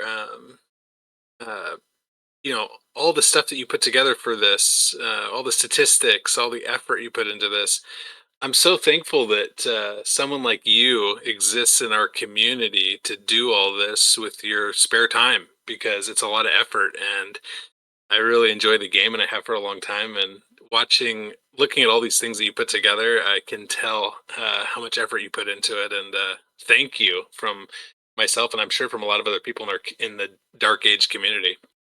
Absolutely. It looks like Automatic just tipped $10. Thanks, man. You get the disco light show and everything, man. Nice. Got the lights Thank going you. fancy. That was awesome. So with that being said, Klocked, if you could tell us about how your journey into our favorite game started. What first pulled you in? My brother, he started playing Dark Age before I did. And I think I bought the game like a month after he had been playing, maybe a little bit more. I don't remember exactly, but it was roughly within 60 days of the game being released. And I remember going to the mall and going into one of those little game stores and finding it on the wall. And I bought the box set, and I brought it home and installed it. Very nice. What do you primarily play now, and what, if anything, makes that kind of feel like home? I play like primarily melee classes, and I play a lot of stealthers, like assassins particularly, and that's what I've always played primarily for the entire time I've played Dark Age. For you know, it's been what 22 years or whatever it is. The game was released 2001, I think October is when it Yeah, was so you're released. looking So at 24 plus years now. 24 years. So it's primarily that, but I bounce around a lot on different just melee tunes, and try to play a little bit of everything. And I you'll see me play a lot of Victim Tessa tunes. So there's sometimes it's him, sometimes it's me. That being said, what would be your preferred play style of those melee tunes? I've always been a solo player, and I do occasionally smurf on a bard or other tunes for 8-man, but it's been a long time since I've done that, and that was really infrequent. It was something I would jump into groups at really rarely, but I've always gravitated towards a solo play style, and I just think that there's more satisfaction in that for me, and I get more out of it. And I've really just enjoyed being able to play at a pace that is, it's not contingent on anyone else. If I lose a fight, it's on me. If I pick a bad fight, it's on me. And I'm okay with that sort of, if my decision making is wrong, that's on me. I really, early on especially, struggled playing with other players that necessarily didn't understand the game very well, or were you made really poor decisions. And I found myself more frustrated in those environments because you want to give those players advice, but you also don't want to come off as a dick. And I just kind of felt like it was better that I played alone, because I was kind of critical, especially early on with people. And so I've always stuck to that play style. I just found it more enjoyable. Yeah. If you could, is there a single word that describes your solo play style? I'm really aggressive, and I put a lot of pressure on. And I think people that uh, have been frustrated with me in the past in solo environments, or the people I've competed against over the years on different servers, have uh, I've had some great rivalries in my playtime from on the Uane servers, but also all the way back to Mordred, which is where I spent most of my time early on. And so I've always just thought that getting people sort of overwhelmed, or really having a difficult time keeping track of my character because of movement, has been something that's been really advantageous. So I try to be as aggressive as possible. And I think the other thing too is opportunistic, which I think you have to kind of be opportunistic as a solo player. So are you saying your next video is going to have that Be Aggressive song as one of the tracks? Absolutely, yeah. And I still make videos. I just and I have a large selection on my YouTube channel that I've made over the years. I still make videos, but I don't share them publicly. I typically just give them to a very small group of people that ask for them. And so my last video published on YouTube was probably, Been a it was minute. years ago. Yeah. Yeah, it's been a while, but the ones I've made privately have been mostly assassin videos, and I've shared those with friends. Yeah. That's cool, man. You kind of already covered the what drives you to solo, so I'm not going to go with that one. But what's your mindset when you're heading into a fight where the odds are not necessarily in your favor? I think that as a solo player, you kind of got to think about, how you can kind of stack RNG in your favor. So in modern, today's game, you don't see as many people swap weapons anymore for different levels of debuffs. So I try to do that as much as possible to sort of just stack. And then the other thing too is that, I think you got to kind of be ready to reset. And I think in today's game, you have the ability to reset with players to try to get back a momentum and get back sort of that RNG advantage. It doesn't always work, but I think that the players that play like that and that are good at it are probably the more successful of that group. And there's definitely tiers in the solo community. There's people that solo, but there's, I think, at a high level where you go out and you pretty much mop the floor with everybody and you're 20-0 or 20-1 or something like that in a night and do that consistently. I think that's sort of a very small group of people, and those players are really good at stacking momentum and resetting the fight when they know it's the right time, so they can come back and try to get that momentum back. You have a memorable 1vx or just a clutch duel that still gives you an adrenaline rush when you think about it and tell the story? I have a lot, actually, but because I've been playing for so long, like I said, I've had a lot of good rivalries over the years with people, and one of my favorite, always to this day, the one that I always enjoyed the back and forth banter and sort of also there was a camaraderie and a respect, was the fights I had with Nate Brunner, and I have played with him on blue servers, against him on blue servers way back in the day when he used to camp bridges with his wife, and he used to run down from the keep onto the first Agramon bridge in mid and blow up little stealth groups. And but I had a lot of good fights with him, and we also had a lot of online banter back and forth on the old post count forums and also the VN forums, and I always enjoyed that. And then on Mordred particularly, that was a very contentious environment. It was highly competitive. It was much different than blue servers because you could talk to people in game, so you could, there was a lot of back and forth. And on that server, there's just a list of people that I had good fights with. Particularly the other stealthers on that server, the people that were playing at level 50. A few of them had come over much later on into blue servers, like Kadul or Kadal. There was similar names, but different people. All of the old Mordred players, I think, we all had really good rivalries, and those were some of the funnest. And I have a couple of old Mordred videos that I preserved and put online, and most of those, I would say at least a third of all those fights were against people that I had good rivalries with. Cool. And it kind of segues into the next question about how the solo scene has evolved over the years, because there was definitely, when Mordred was still a thing, that was like solo heaven for a lot of people. What's your take on how that's gone over the years between the server closures and the migrations and where we're at now? There's a lot fewer people in just the game in general, and so the group of people that decide to play like that is just smaller. So it's more niche of a play style, like I would say.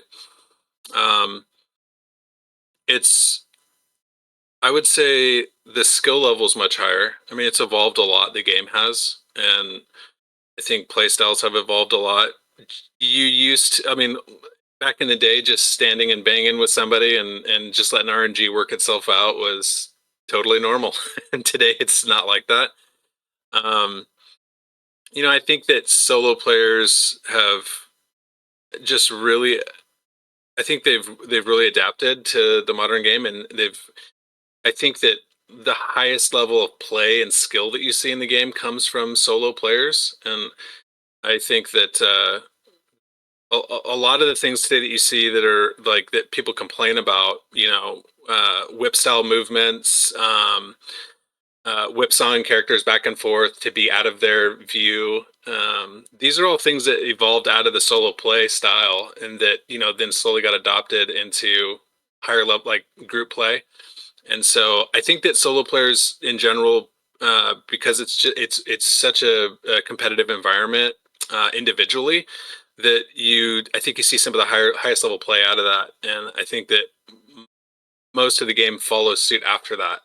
And so I think that's also why a lot of times players that wouldn't typically solo that come into that environment sometimes struggle early on because they're just not used to that playstyle. And I think that, like I mentioned Vikram Tessa earlier, I think he's a good example of somebody that's really documented how the game has evolved for solo players by him streaming so regularly and for so many years consecutively. You can watch some of his older streams, or even he's got YouTube videos too, and you can, or mine. You can see how much the game has changed just in the last 3 years, or let alone 10. And Yeah. so, I think that I think solo is definitely it's definitely not for everybody. But the people that do it, I think, because the group of people is really small, I think we all chat online and we all kind of. I don't think the rivalries are as strong anymore. I think we kind of all just. I think the banter is really minimal. But back in the day, it was not like that, and it was just people getting banned off of forums for the hate chat. But these days, it's a lot more. It's a lot more peace and love, and I've definitely adopted more of that philosophy myself because I personally understand that the game is, if it becomes so unenjoyable, people just won't log in, and I don't want to be that source of frustration for people. So a lot of times, if you watch me stream, for example, I give a lot of people passes. I won't chain farm people, and if people sit down or they have no interest in fighting me, I pull off every time. And that's just because I'm not interested in easy fights. I'm more interested in things that are exciting for me and things that are challenging. And I'll be happy to pass up our piece if it means that I'm not getting a decent fight out of it. Yeah. Do you think that today's fights are harder or just different with the way the game has changed? They're much longer, and so there's. I think Volcom said it in the stream last time, which is that you have time to think, and I think that's really developed. Different, just the play styles have developed because of that, and I think it's a lot harder than it used to be. Because you're not just overcoming RNG, you're coming over somebody kind of like figuring out what you're doing and trying to counter you as it's going on. And sometimes they can do it, sometimes they can't. So I think that the game today is it's harder to master than it used to be. But I think when you get there, I mean, it in a way it's kind of easy because if you're playing at a really high level, not everybody's doing that, and so RNG is a factor, obviously, but you're winning far more than you're losing, and I think that wasn't the case back in the day, which is you could go 50-50 just out of just pure RNG because a lot of the things that exist today, just templates in general and hit points and heal procs and everything else, just make fights last a lot longer. Yeah.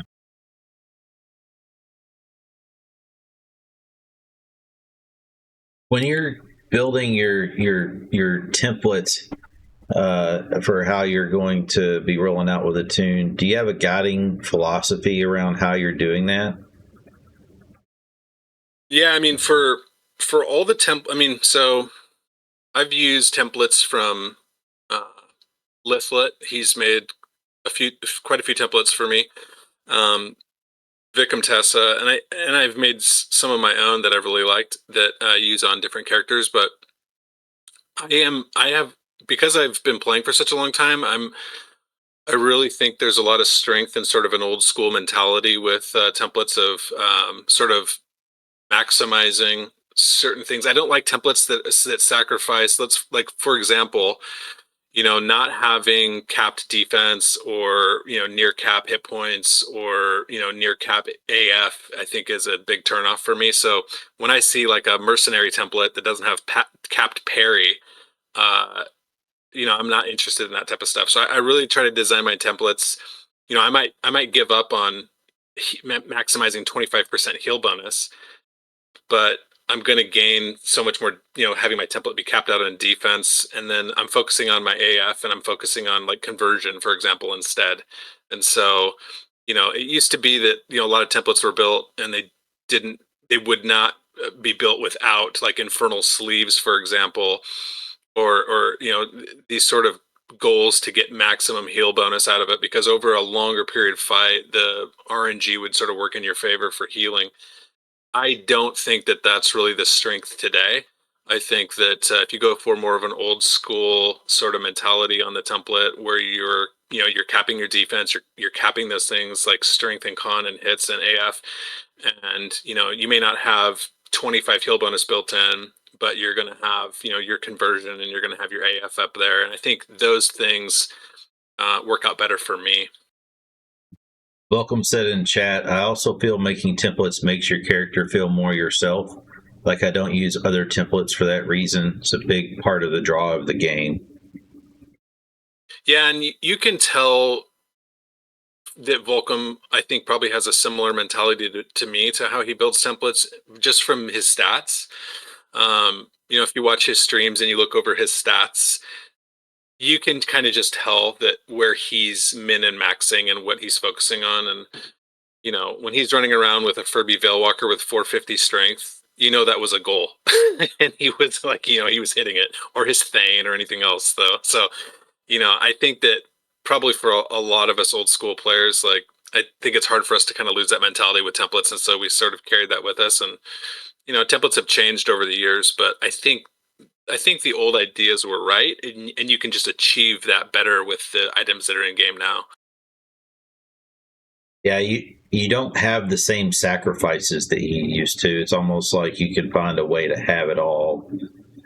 I remember back in the day where certain realms had certain resist holes that were hard to template in, like Spirit Resist or something like that on Albion. There was a period of time there when it's sort of the best items in the game sort of put you at this spot where you had a resist hole or two somewhere. And these days you can have a perfect template, and I have mini tunes that have no hole templates that are relatively perfect. I mean, they don't have they're not sacrificing anything to get what I want out of them. And so I think I think mid for me right now is probably the weakest template realm, and that's only because so many classes switch between either sword and board or dual weapon and two-hand. And I think having that two-hand slot available on just about every melee tune removes a charge staff out of your template. And I think that that's probably for all three realms, the one right now that suffers the most from that sort of, you get the benefit of using the two-hand, but you don't get the charge staff. And I think that can hurt in some ways, especially with timers. Welcome also said in chat, also always weaponless for the swaps, like Klocked said, stacking debuffs and using the right weapons against certain armors. And mids don't really need matter that much.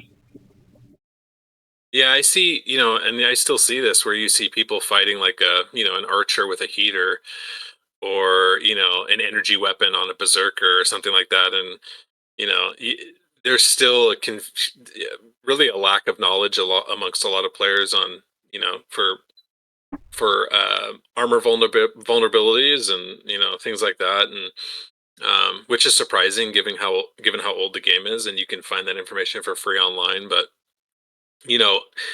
those are like little edges that I look for in a fight. Even just swapping out Mytherians for extra resists on whatever the opponent's using for a weapon. Like if they're running a slash weapon, and you can throw on a slash Mytherian and bring your slash up to plus 40%. I mean, that makes a big difference. And it's a small tweak, but it's an edge. And I think that fighting for those edges in the solo game, for example, are things that aren't really done in any other playstyle, but we do it regularly. Yeah. Welcome also said, energy against cloth hurts my eyes. And I run a lot of legendary, or I have a lot of legendary templates where you can swap interchangeably, and I use energy a lot, but you see this legendary weapons get used on resistant armor, and I don't know, but those are the things that I look for to players, and like the edges I look for, what type of weapons they're using, and how I can sort of get momentum early on against them with just being hyper aggressive. You said you primarily enjoy playing stealthers. That being said, which classes give you the hardest matchups, and what do you maybe do to adjust your strategy against them in your fight?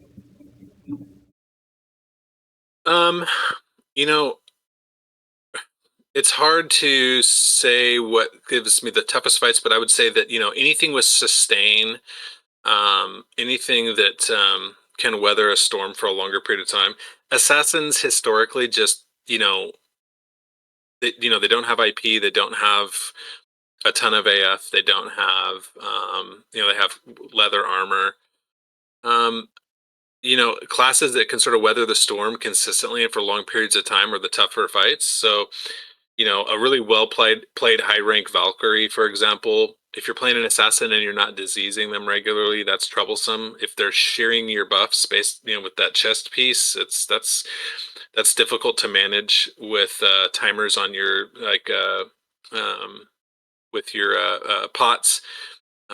There was a period of time there when Pendragon buffs, if you stacked buff bonus and everything else and capped that out and put on Pendragon buffs, that the Valkyrie chest piece did not shear you. And that changed at some point. I don't know I don't remember seeing any posts about it, but I just remember one day it not working and getting sheared again. And I was like, that's interesting. But those classes are typically the ones that are they're much longer. And so you need to have an element of RNG in that and good, procs and good debuffs. And you need to play really well against really high level players that are playing those classes, because Reavers too. I mean, they have, a lot of sustain and they do a lot of damage. So, you can't stand and bang with them too long. You gotta have that sort of advantage early on and to keep that momentum. And then when you lose that momentum, you gotta reset and you gotta start over. And you can only do that so many times before your reset tools are gone and then you're dead. So I would say that the stronger solo classes out with more sustain are just the toughest classes in general for anybody. Yeah. From a solo success perspective, do you think it's more, and it probably depends more on the class, but is it more mechanics, more game knowledge, or in some cases more sheer instinct that contributes to your success? I would say it's all three. I mean, the mechanics of the game, like I said, have changed a lot over the years. Movement and positional style damage is really important in today's game. And um, a lot of players struggle with that. You can really trip up players in a fight just with having uh, really fast and continuous movement to their blind spots. And so mechanics play a big part in it. Timing is also really important when you're doing that. So having the knowledge of what debuffs have gone off your weapons and when to swap is, that's kind of just muscle memory in a way. You know what to look for and you just sort of catalog it and switch weapons and continue going. And then um, I think that even with bad template and even with not swapping weapons and not doing all of the right things, I think if you have really good game mechanics and you have really good movement on a melee class particularly, I think that is the highest advantage you can have. You mentioned a little bit about streaming and making videos, and over the years I've definitely been a fan, but do you have any custom UI mods or like reshade tweaks or anything like that you feel like if I don't do this, I just don't look right when I'm putting things together? Like on my in game, Yeah. I don't use any reshaders or anything else. I know they exist and I know how to put them on, but I the biggest thing I run with is I use Mojo to log my tunes in, and I bring up the gamma so it's not as dark, and I think that's a huge advantage to me personally because I typically play in a darker like at night. So and I Yeah. live in Oregon, so it gets in the winter it gets dark early, like 4:30, 4 o'clock in the evening. But so I play with my gamma up so it's a little brighter. And then the other thing I do is uh, for myself, and this is just for me, I found that years ago I really was looking for ways to challenge myself and sort of just play the game sort of differently and get really good at sort of cataloging in my head timing on things. And so I started hiding my quick bars.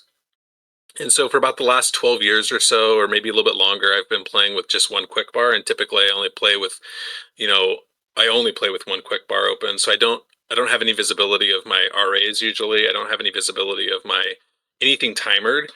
And I started doing that, for the reasons I explained, but also because I found myself at times avoiding fights because I didn't have things up. And I found that to be sort of odd, like that I was, avoiding things that I could probably easily win just simply because I didn't have Purge up or I didn't have IP up. So, So you're playing like it's 2002.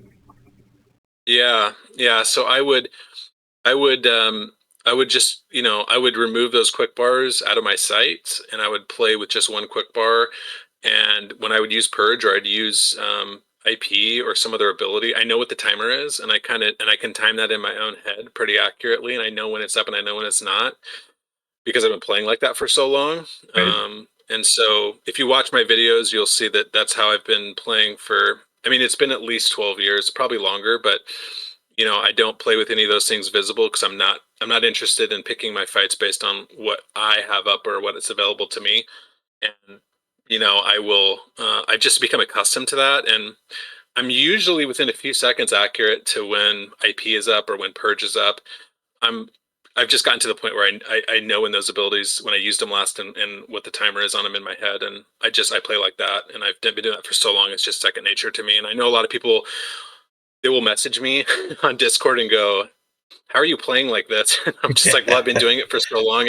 It started out as a sort of a challenge to myself, and then I never stopped. And now it's just second nature. So when you watch my videos, my UI is really clean, and I just keep everything sort of out of the way so that I can just focus on what I'm doing. And that really helps with movement too. It really helps with, my eyes are so locked in on what my character is doing for timing that I'm focused really on these small arcs on for positionals, and the only way I could really do that is if I had any distractions, I would be looking at, my eyes would be drifting to my quick bars, looking at where something is at. So I have everything bound, queue bound, and I also used some advanced scripts to sort of keep things organized for me so that I don't have 20 different things I have to hit. I have it sort of really minimized down so it's really efficient for me. That's definitely something you read a lot about people. Well, I'm waiting on my timers or this and that, and you're just like, fuck it. I know my game. I've got my instinct about what I know. My time. It's all in my head. Like that's a whole other level of play that most people probably have never even thought of aspiring to, let alone contemplated. Yeah, and I just think that, like, I found myself doing that. Like, I would avoid fights for silly reasons, and I just thought, well, this is so stupid. Like, if I didn't have to consider this in my decision making, would I attempt more fights? And I found out that I did, and I had way more fun. And sometimes I'd get stunned and try to hit my Purge and be like, oh shit, it's not up. But but over time you get so used to it. If you're running Purge 4 or 3 or 5, whatever it is, you get accustomed to what you put that timer in your head, really, and you just kind of have it always running. Has it been 3 or 4 or 5 minutes or whatever it's been? Yeah. Yeah. So you're talking about streaming. You're up on twitch.tv/ClockedQQ, right? Yeah, I primarily stream there, and I don't do it as often as I used to. You might catch a couple streams a month out of me anymore, but I streamed the other day on Zerov was kind enough to lend me his account, and I played some stealther play and played some infiltrator on it, and it was a lot of fun. I mean, he has a really high rank infiltrator, so it's fun to play those classes, but every time I jump back in the driver's seat and I get on that class, I feel at home on it. And, it was a pretty fun stream, and it was, it, I don't know. It's like riding a bike. You get back into it really quickly, and you don't really miss a beat because you just kind of have all that muscle memory built in. Was there anything particular that made you decide to just start streaming on Twitch? Like what drew you to share from that perspective? I had people ask me to do it initially, and they wanted to watch just some live gameplay. And I think it was probably after I'd put some videos out. You know, they would watch the video and then they would say, "Hey, you should stream. You should stream." And I never had a fast internet connection because I lived out in the country. And so I was really out in the country. I mean, I was like in the middle of nowhere. And so it was difficult for me to stream at any sort of, maybe watching it on your phone, you could get, you could get good visit, like good, it looked okay, but on a computer, it was just trash. And then I moved out of the country, a few years ago, and where internet was normal speeds, and then so I started streaming more. But it was really just because I wanted to, you know, produce some content for the community for the similar reasons I made videos over the years, and I've been making videos since the early 2000s. I mean, I really just wanted to produce content for the community that they could enjoy in their downtime and for something for them to watch. I put a lot of effort into my videos that I made for Dark Age, and I enjoyed that. And with streaming, it was sort of an extension of that, just not as it didn't take. It was really low effort to do, but it still added something to the community, and so I still try to do it when I can. Does streaming change your gameplay at all, or are you still just kind of doing the same whatever you would have done anyway? I think that I'm less prone to walking away from my computer to get a glass of water or something. I think that's probably the big thing.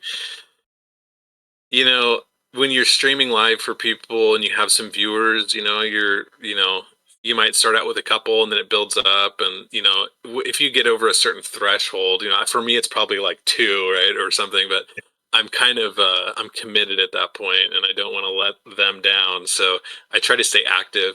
When I'm playing by myself, I might go AFK for 10 minutes or something and go do something, come back to the computer, rebuff, and go out. But when I'm streaming, it's more consistent play. And but I think like the decisions I'm making on who to attack and to be opportunistic, that's all the same. It's just I'm not taking breaks. I'm just continuously going for an hour or two. And I think there was a few months ago where I streamed for like 11 hours straight, and I had so it was like a long stream, but I had like this time to be able to do it. And I thought that was a lot of fun. I mean, I don't think I would do that regularly, but it was a lot of fun. And I think that an 11 or 12-hour stream is you know I think you probably in that stream got to see like uh the most effort I've put into the game, because I was trying to stay as active as possible for people that were watching.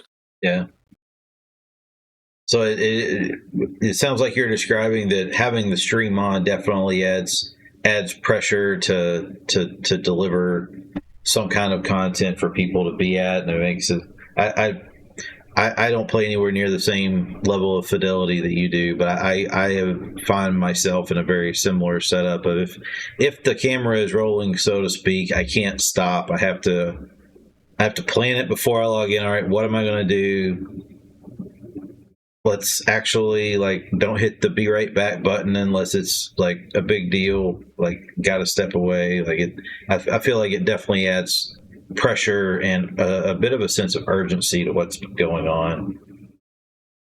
Yeah, and I think that yeah, and I feel the same way. And I think the other thing too is that I'm not very talkative on my streams, if at all. I mean, I could stream for 2 hours and not say a word because I'm kind of focused. I'm really focused on what I'm doing, and I'm trying to. I'm not. You watch a Bloodcore stream, and he's very talkative and conversational, and I love watching his streams because of that. But that's not me as a streamer, so I don't have that ability to multitask like that. Chat with I can't chat with a group of people and play the game. I get sort of locked into a specific state of mind, and I'm kind of just I'm really focused on what I'm doing. And I'm out there. Sometimes there's not a lot to do and you're looking for fights, but you're kind of like, you're on your heels a little bit, or on your toes at least, like waiting for that thing to happen. And I don't know, like I'm not able to stream and chat, so I have to like turn the music on and just kind of I have to produce something for the people watching, and if I don't, then I kind of feel like I failed at it. But sometimes the traffic doesn't give you the fights. Well, and I mean, it's hard to keep track of. I would imagine anyway, everything you just said that you've got going on in your cranium, and then have to squirrel because you're trying to talk at the same time too. Like I don't know how someone could be successful at the type of play that you just described, and also trying to hang out with the bros in Discord and in chat, and kind of foster that sense of feeling of you're there with me, if you will. Like, I think that's probably a extremely difficult ask of someone. Yeah, and I've caught myself in those situations before where I've pulled my focus off of my timers. That's why I changed my name in Discord to Potion Manager. It was an homage to Volcom, but because of his stream, but also because like that's honestly sometimes you're managing a lot of different stuff in the game with timers and charges and your situational awareness. And I'm not a casual player when I'm playing. I'm casual when I'm not playing. And like I said, I think solo player is a really competitive environment, and I think you sort of like, if you've been doing that a long time, you really don't want to get caught off guard by somebody and take a loss because you were distracted. And so I'm really cognizant of that. And so it's really tough for me to keep all of those different things in my head running with timers and everything else. And then, making sure that I am as stacked as possible for any fight that might come my way. And if I let something slip, it's hard to catch back up. And so, with streaming, like, I sort of just lock in, and if I let my attention slip even a little bit, I have to come back to the game and think, where am I at?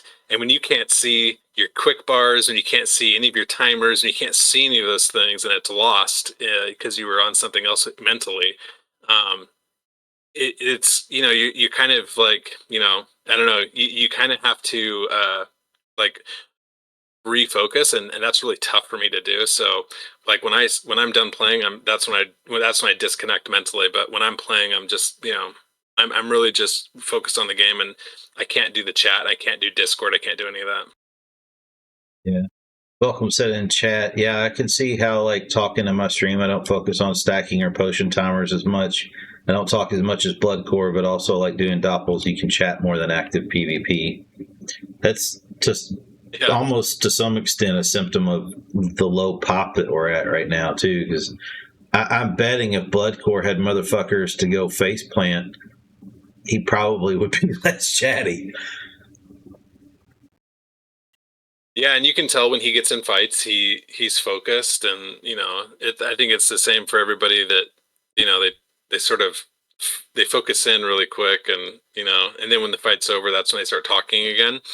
I just try not to have any of those states of change. I try to just stay in that one state the whole time I'm playing, and I just find that easier on me because I hate losing fights when it's I wasn't prepared. And so if I go out to RVR, I want to be winning way more than I'm losing. So I don't like taking those losses for my own mistakes, and that's happened to me in the past. And I just I try to minimize it as much as possible. The streaming community here on Twitch for DAoC is definitely small but loyal. Is there something that you think keeps that loyal fan base tuning back in, as niche as it may be? Well, I think that the game is a really great game, and I think that it's got really good mechanics, and I think it's nostalgic because of its age for a lot of people. I mean, it's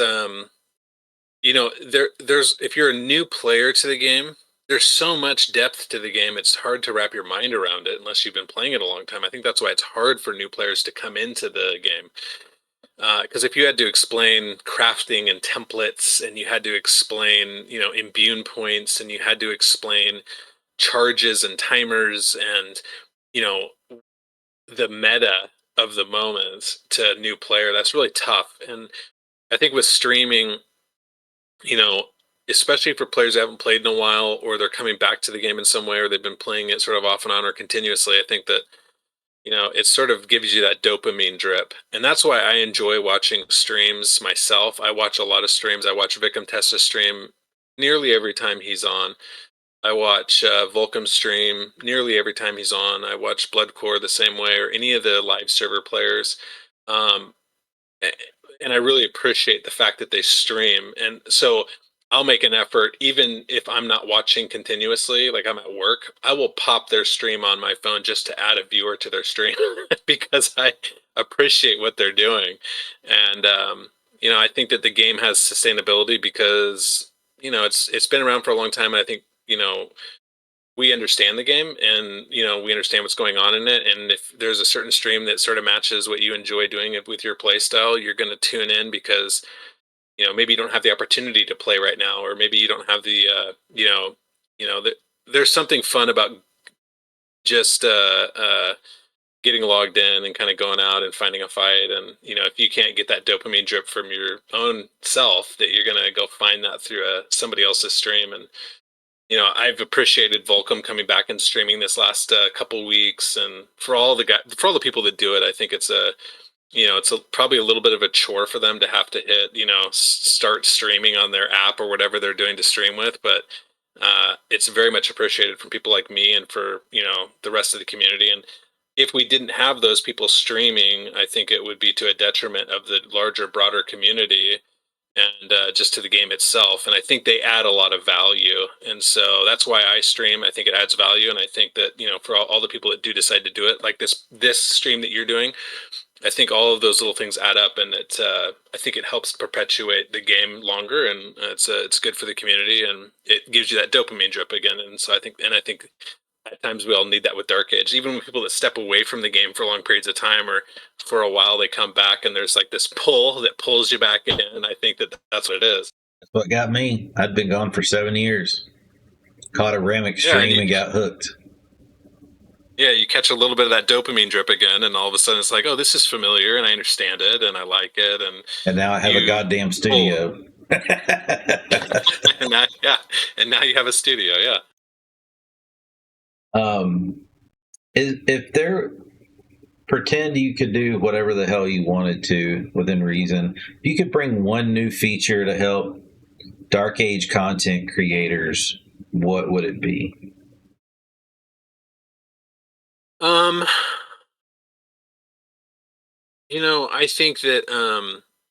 I think that promoting the streamers and the videos that are made for the public on the official website would be really cool. Not everybody engages through Twitch or YouTube, but maybe they engage through the main website. And I think that having a section there to spotlight active community members with their content that they're producing for the game, I think it would be really go a long way. I'm sure there are a lot of people that are not in Discord, or are not, back in the day they weren't on IRC, or they weren't on Ventrilo. And so I think the official website doing more to promote those streamers and to sort of boost their visibility amongst a really broad audience would do a lot. And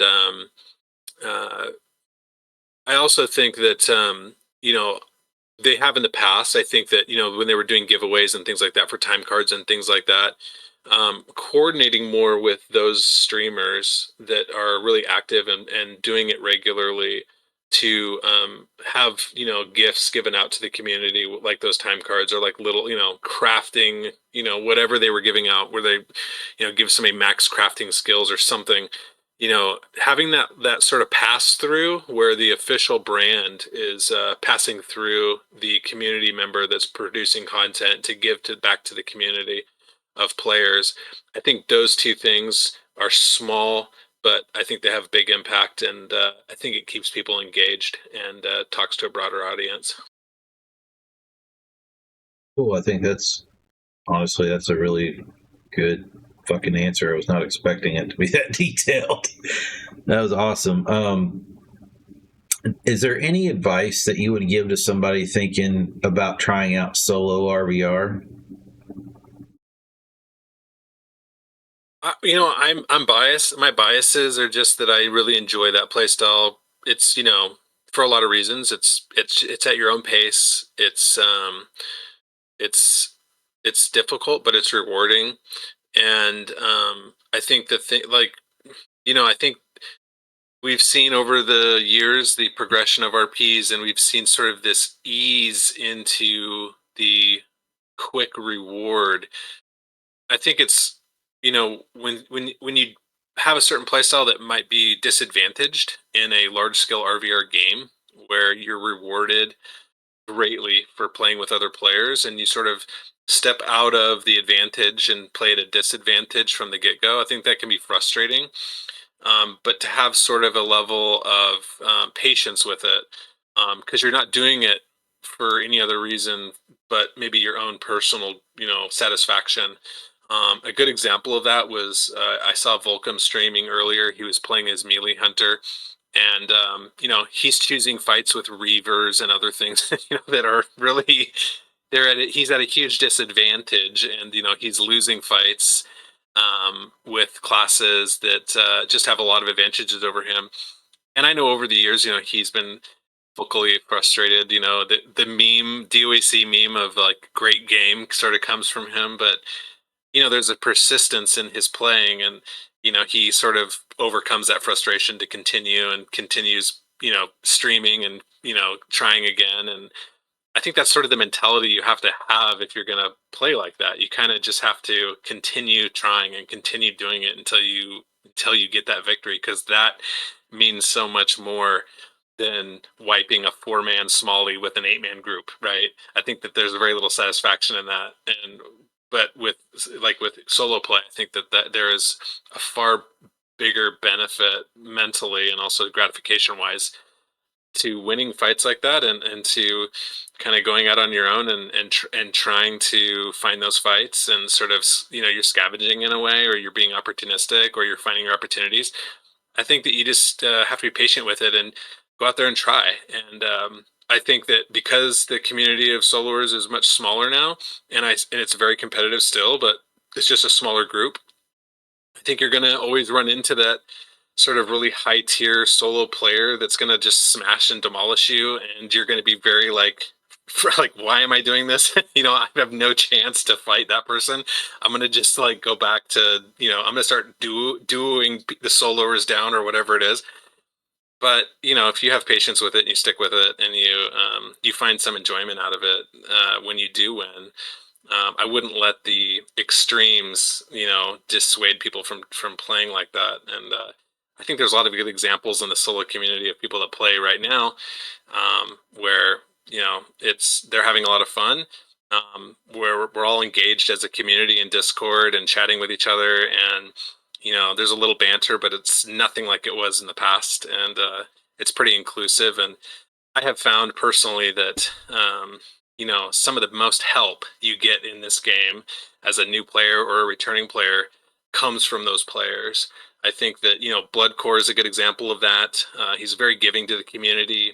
He makes legendary weapons for people for free. I mean, I always pay him, but he always wants to refuse it. Like, I don't want money or any, I want nothing for this. But I think that sometimes the most uplifting members of the community to those new players and to those people coming back are, a lot of times they always turn out to be some of the most active solo community members. And Victim Test is a good example of that. I know Volcom has been, helpful to new players. I know that there's been other ones, and I try to as well. And I think it's because we see the game we see the population diminish, and we're sort of like watching it minute by minute sort of fade or come back, and we appreciate all new players that come back. And so I just think that that it's a really good group of people. And so if you're thinking about becoming a solo player and you want to start diving into that and make it your sort of play style, I think that you have a lot of help, people that are willing to sort of pick you up and teach you how to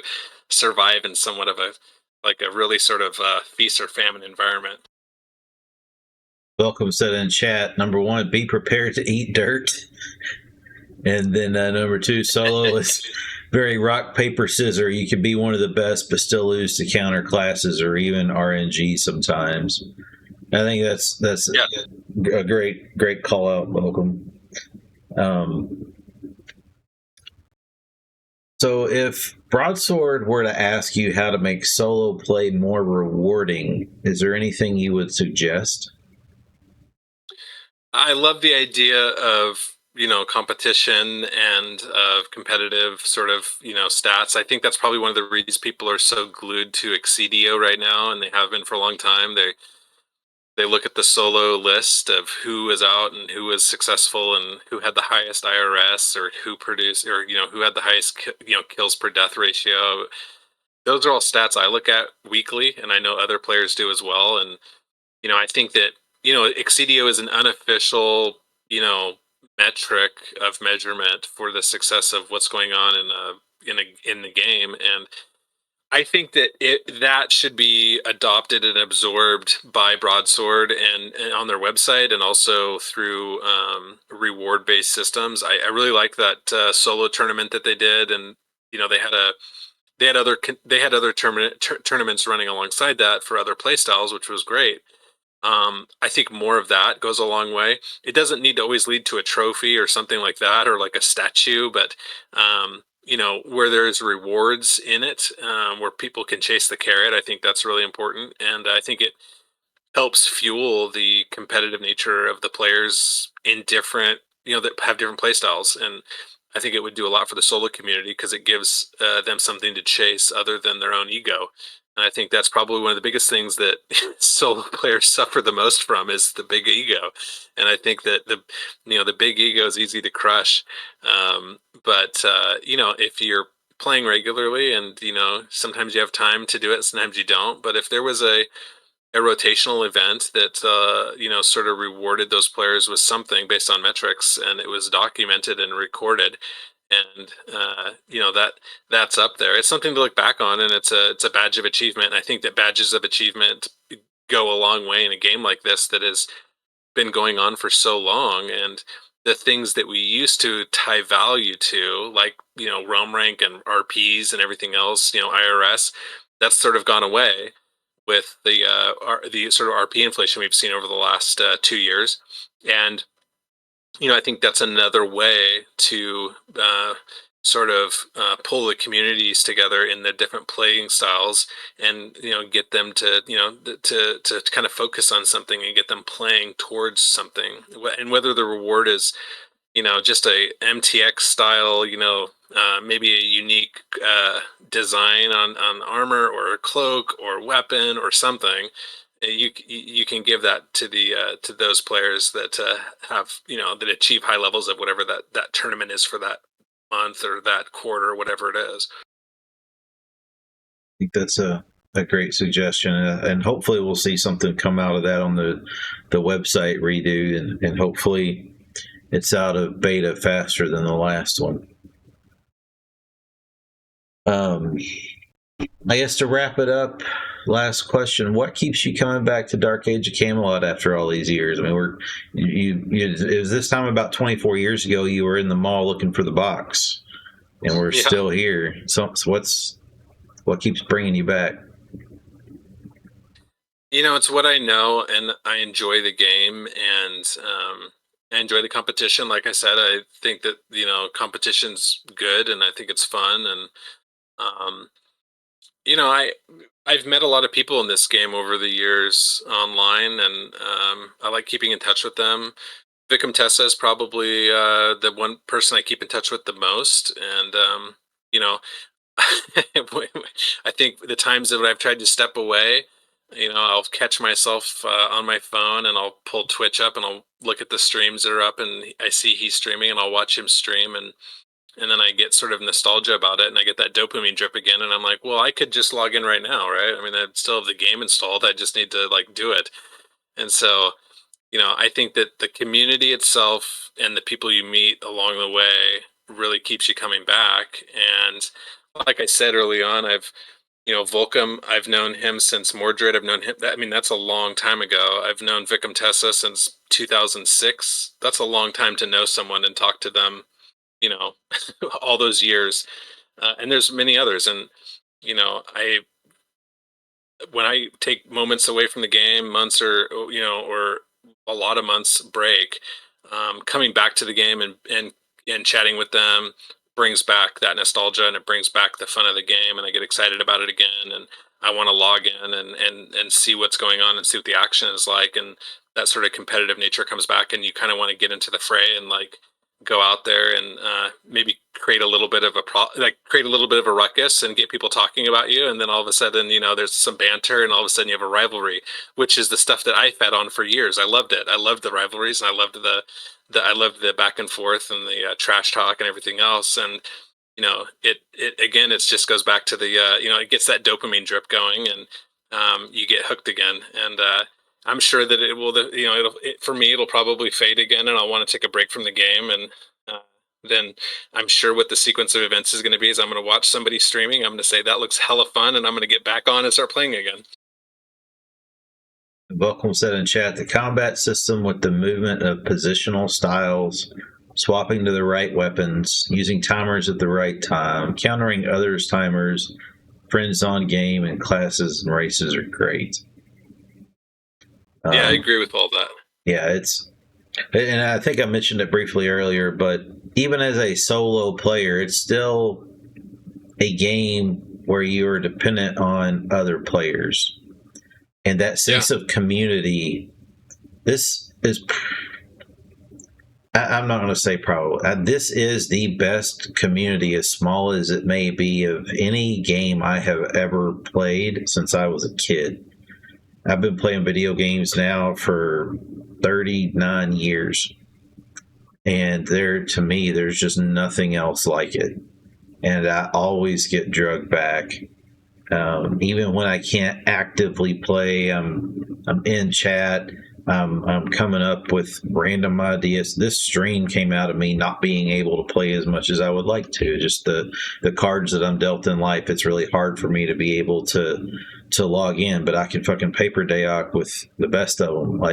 And I was trying to figure out, well, what can I do with the time that I have and the way that my brain works and the knowledge that I have of playing this game for 23 years and the people that I know, and what can I do to kind of help foster that sense of community, and also to bring attention to the live game, because this is home.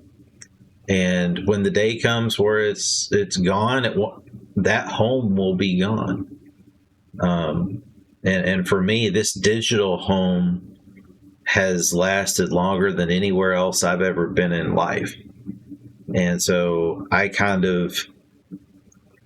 want to try to do whatever I can to positively contribute to the longevity of making this game stick around. And part of that is advertisement, part of that is players, part of that is drawing people in, and that's why this is on Apple Music and YouTube and Twitch and Amazon and Spotify and all that stuff. And I'm slowly but surely seeing this grow a little bit at a time. This is only the 4th episode, but I really appreciate you guys tuning in, and folks like Volcom and you, Klocked, coming on and chatting. And for anybody that has ideas about what else we can do together as a community, I'll drop the link in chat, but it redirects to a Google form, but it's basically just sotgideas.prondrknorr.com. Happy to host anybody that wants to come and chat, and if there's something that we can do or that you want to talk about the live game, happy to facilitate that. I also do a replay stream of this on Tuesdays. So for me, my time, I'm Pacific time, and I can't really record anything until the kids go to bed. But what I can do is broadcast this again tomorrow at a much earlier time so that the East Coast folks can see it. And I always have chat live again, and I'm paying attention to chat. And like last week, I think we had 26 people tuned in to the Monday night recording, and only 5 people that showed up on the Tuesday rebroadcast. Tonight it might be the other way around. I don't know, but we've also been looking at the different community events and the memorials, and I did the 24th anniversary stream, and we even got Carol on as a guest for a little while. She came on, and we did a Wheel of Loot that Vulcan won, and we haven't seen a Wheel of Loot giveaway in literally years at this point. So hopefully gaining some momentum a little bit. Maybe we'll get enough of a population built up over time that it'll be worth doing a little bit more. We'll just have to see how it goes. But I really appreciate your time, man, and being willing to jump on about an hour's notice tonight. Klocked, that was absolutely awesome. You're a great dude. Happy to see you around. I know in the past you've asked me to stream because you were just bored and want somebody to stream. I'm like, dude, I suck. And you're like, I don't care. I just want to see the game. So. And that's the thing. You just want to see the game, and the things that I worry about when I'm streaming about being active and going out and I got to do something. Sometimes I watch people stream and I'm like, it's okay to just sit and wait. You just kind of sometimes the game just happens, whether or not you're looking for it or not. And sometimes I just want to watch the game. But, I really appreciate you having me on. And I think that this is just such a benefit to the community in general. And you've just done such an amazing job with it. And I've really enjoyed the streams before this. And I really enjoyed the one that Vulcan did and, his suggestions for the game. And, I hope you continue doing this. I know that I know this from business, and I know this from my real life endeavors in life, is that consistency is sometimes the key to success. It's whether you show up or not, and I think that this is you showing up, and so I think that consistency that is the success, and I think that if you continue doing this because it adds a lot of value, and the success is already there. It's just doing it regularly like you are, and it's really appreciated, like I said, and I can see how much effort you put into it, and it's super cool. And I'm glad that this has come back to being a weekly thing. I used to watch the other ones, and previously, and it's this is what it takes, I think, to continue growing the game from kind of a low point we're at right now. And I think in chat there was Volcom mentioned that putting the Discord link on the main website. I missed that earlier, but that's such an important thing. There are a lot of players out there that don't know that there is an official Discord server unless they hunt for it, and I don't think it should be something you have to hunt for. It should probably be right in your face the moment you go to the website. Yeah, I think or even suggested on the login. It should be on the login screen. It should be on the website, and it should be in the message of the day when you log into the game. I agree. Yeah, I totally agree.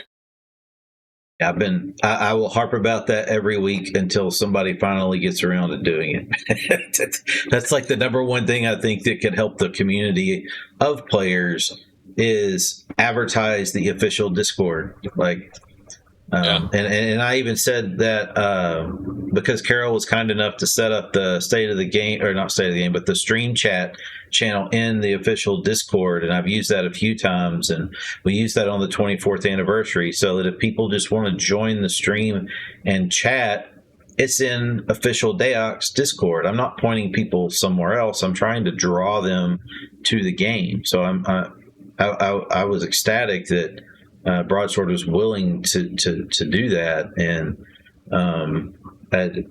the more we can do to point people at the Discord community, because they closed the official forums, those are gone. They've been dead for a while, but post count doesn't really have live traffic anymore. The boards are archived. BN's been gone forever. There's not really anywhere else outside of a live Twitch stream, which is in the minority of DAoC Twitch streams. And Discord, that's where you find people. And you definitely find better quality answers on Discord too. I mean, I've seen some of the silliest shit ever in game and chat. Like, there's literally people talking about, IRC were Broadsword employees, and now the EA got bought, they had to get let go. And it's like, what kind of crack are you fucking smoking, man? Like, first off, They were never employees. Second of all, EA hasn't been bought yet. There's a bid for it, and that takes time. Second of all, Broadsword hasn't been bought. Like, are you nuts? Like, where does this kind of dumb shit come from? And it's that kind of disinformation that actually hurts the game and will make a population that's already small shrink. And to some extent, like banter is one thing, and especially in the solo community, we're very familiar with that. But that's all in good fun. There is a difference between banter amongst people that may or may not be friends and just an overall negative connotation. And I'm probably going to talk more about that next week. But I think that's one place right now where we as a community need to kick each other in the ass a little bit. Because right now, when somebody new comes in to Discord, in official DAoC Discord, over half of what they read doesn't make people want to play the game. And so we're almost doing, it's not even almost, we're doing ourselves a disservice by scaring off people. Like the anniversary month is when there's always people trickling in. And when all they see is people being assholes to each other, or the pop's not that good, but also not helping to grow it, like, that's extremely frustrating to me. And I'm sure it is to other people as well, that maybe they don't have a stream going to voice their opinion or whatever, but that really grinds my gears or chaps my ass or whatever you want to call it. Like, I can't stand scaring new people off. Like, it's don't lie to them, but be welcoming. And don't, especially in the general channel, don't be a bunch of asshats. And that, I think we do ourselves as a community a disservice there. But I'll get off that soapbox until I actually have a stream built around it. Then I'll bitch about it for 2 hours. I think you're right, and one of the things I think can combat all of that really.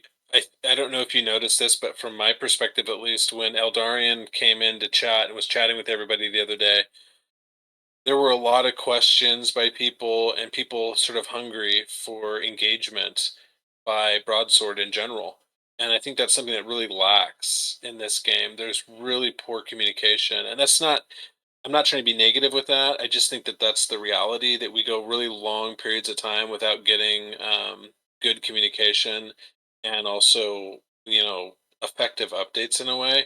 And so people fill the gaps, and they put together their own, conspiracy or whatever it is. And I think sort of negativity breeds negativity. And I at least felt when he came into chat and was engaging with people, talking with them, answering questions, that there was this excited sort of activity level that was happening in chat, where you had so many people trying to engage with that they had to slow the chat down because it was moving too fast.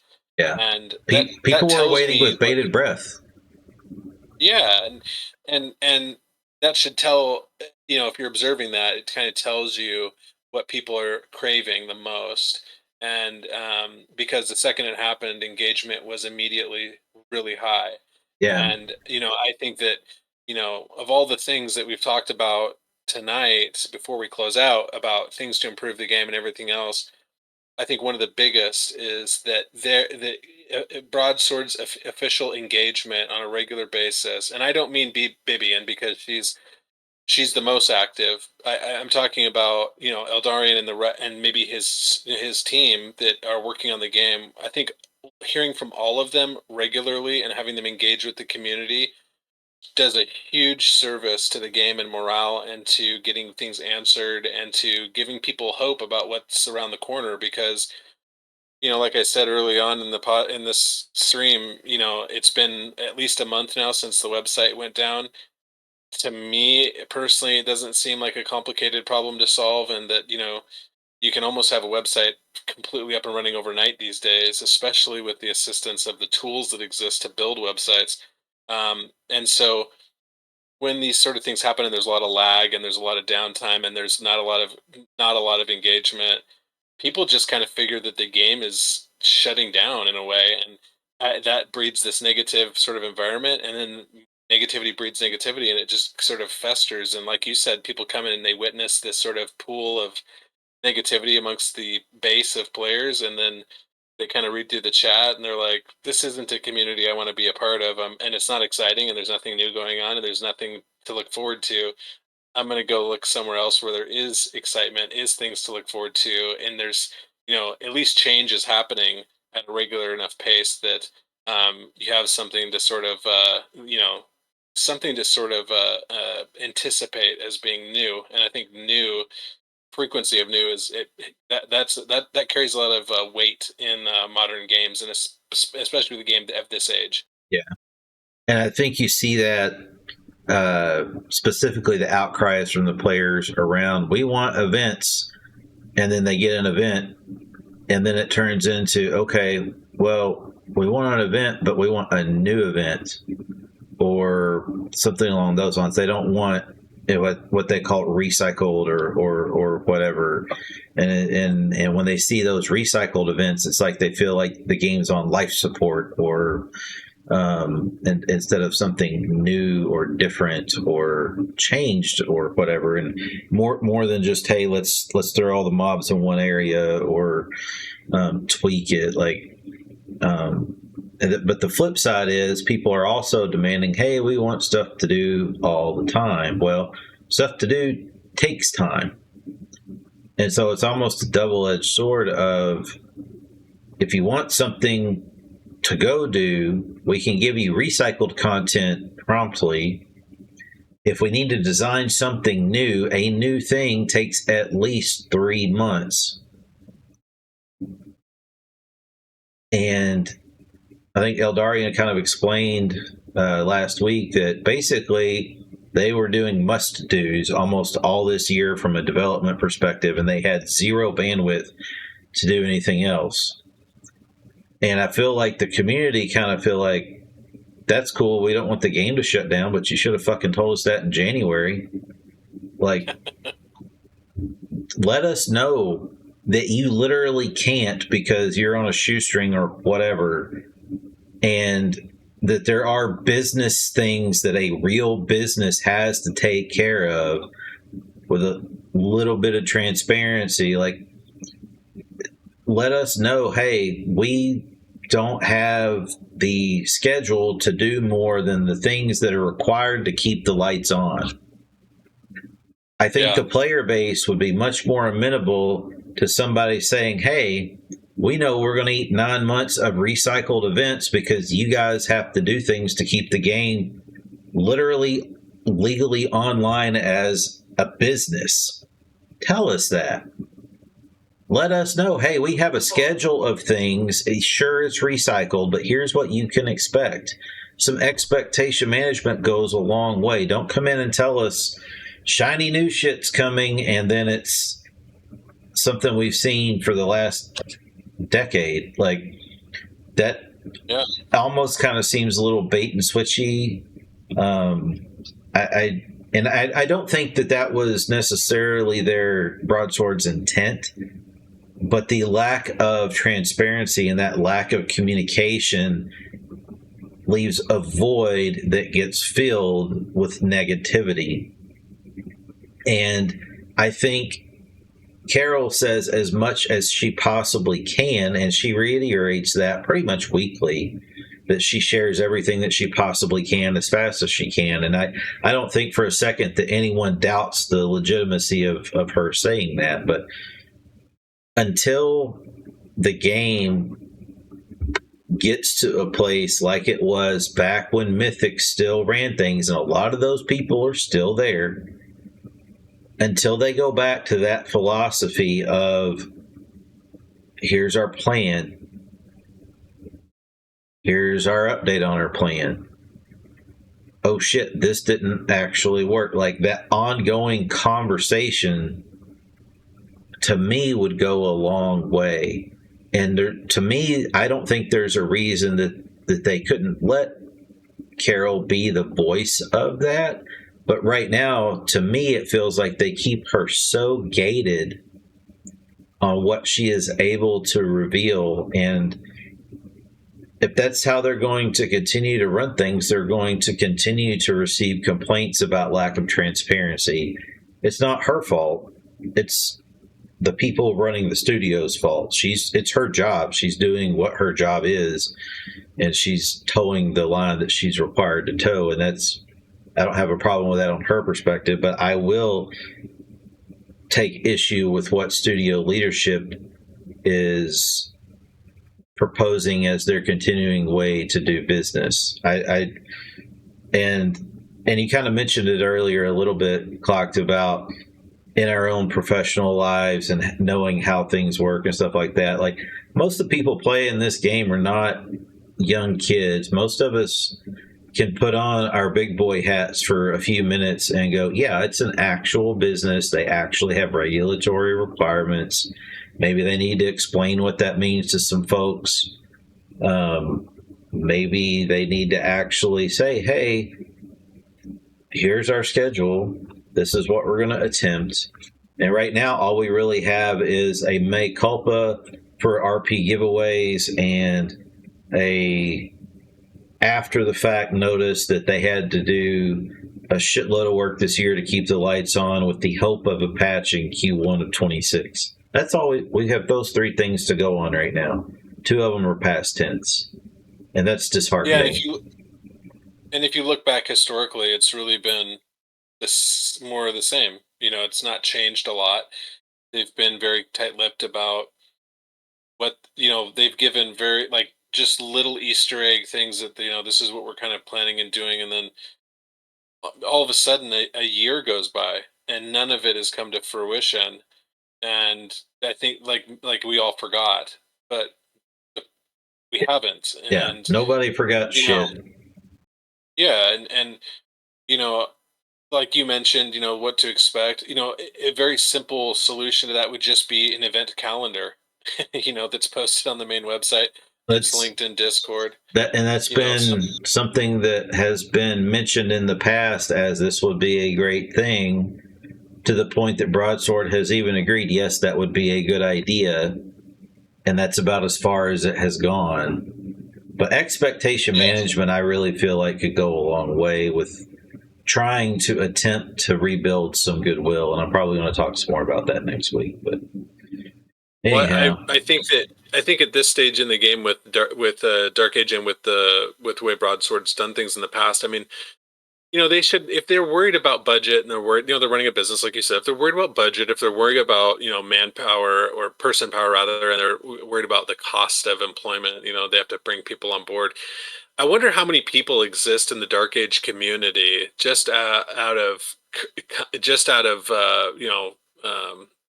love for the game and their ability to volunteer time, what they could produce on Broadsword's behalf for them that they could implement that is meaningful and tangible for the community. I know that there's probably lots of people in the community that would be willing to volunteer their time to solve problems for them that add value to the substance of the game and like where it's going, and little things like calendars for events and all of these other things. If they had a small little team of volunteers that were working on their behalf to get those tasks done and to produce that for them and to say, here's the finished product, what, any changes or recommendations, and then get their stamp of approval. Well, great. There you go. You've got something done and produced for you, and now you can implement it on your website or elsewhere. And, I'm surprised that they haven't reached out in that capacity to ask for that from the community, especially if the real problem is that they just don't have the support internally to get these things accomplished. Because I know me personally, I would, if there was something that needed, if there was a little job board of, can you help us with this? I would be picking things out of there that I could accomplish for them and do it for them just out of pure gratitude for the game. And that might be a solution that they could explore, which is, there's a lot of talented people that play this game that have varied careers and a lot of different aspects of business and programming and everything else. And I think that sometimes you can pull from that group to get a lot of a lot of work done really quickly, and Yeah. they should think about that. That gets brought up in some fashion pretty much every time Eldarian makes an appearance in Discord.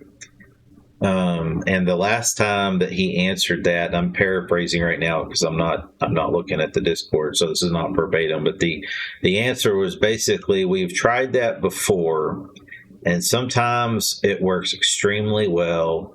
And then he kind of pointed at Carol of something that worked extremely well.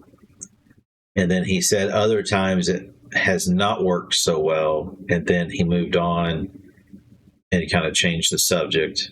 And then the rest of chat was like, Kuji. So he did not say that himself, but it was kind of like that's what everyone was implying, is that the last time that they onboarded a member of the community in some sort of known capacity, it blew up in their face. And I think it made them gun shy or whatever you want to call it.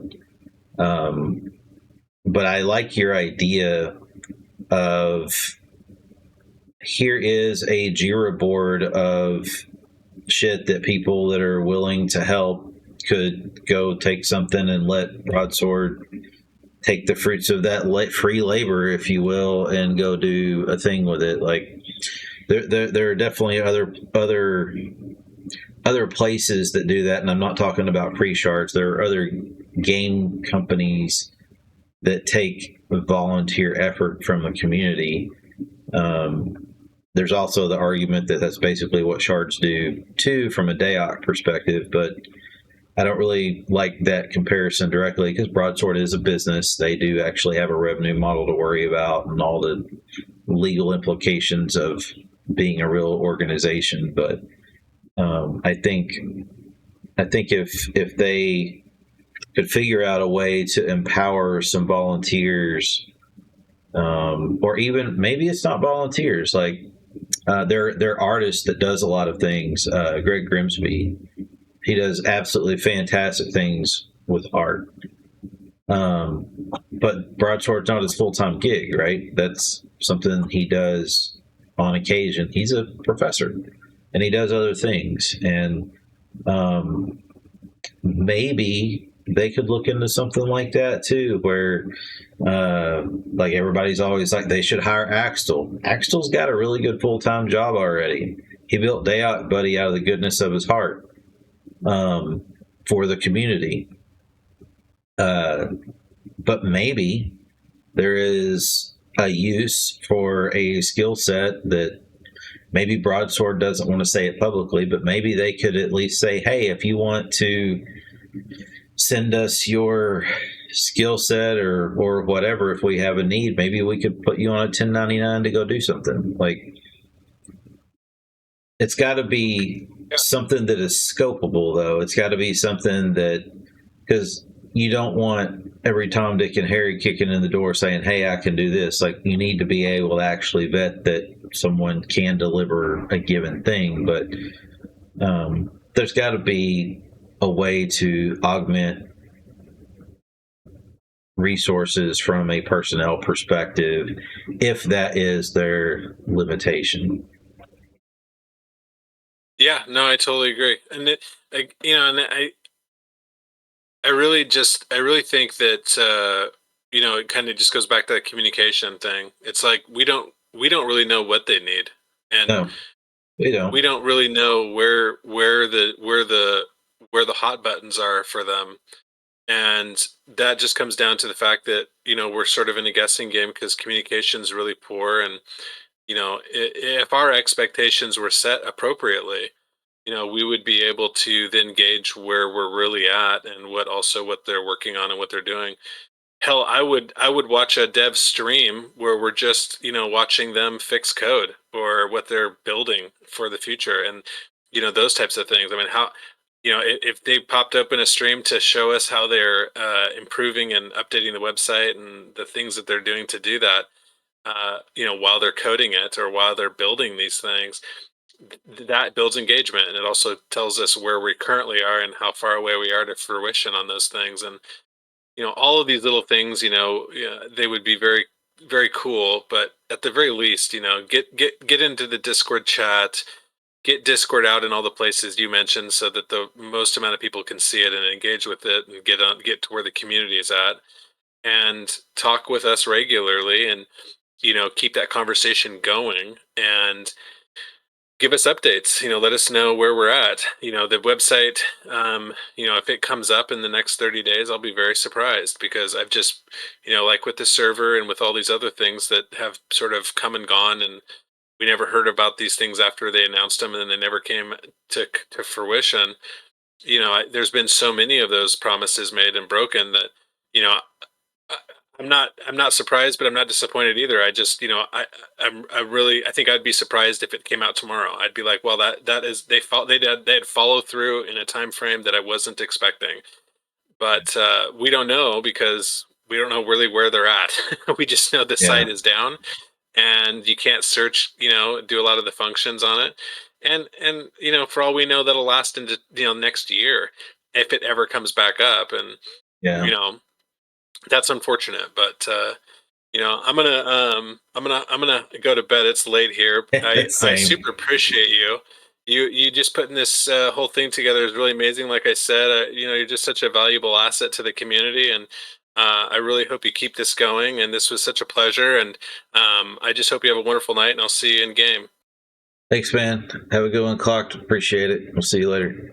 Thanks, everybody, for joining. See you next week.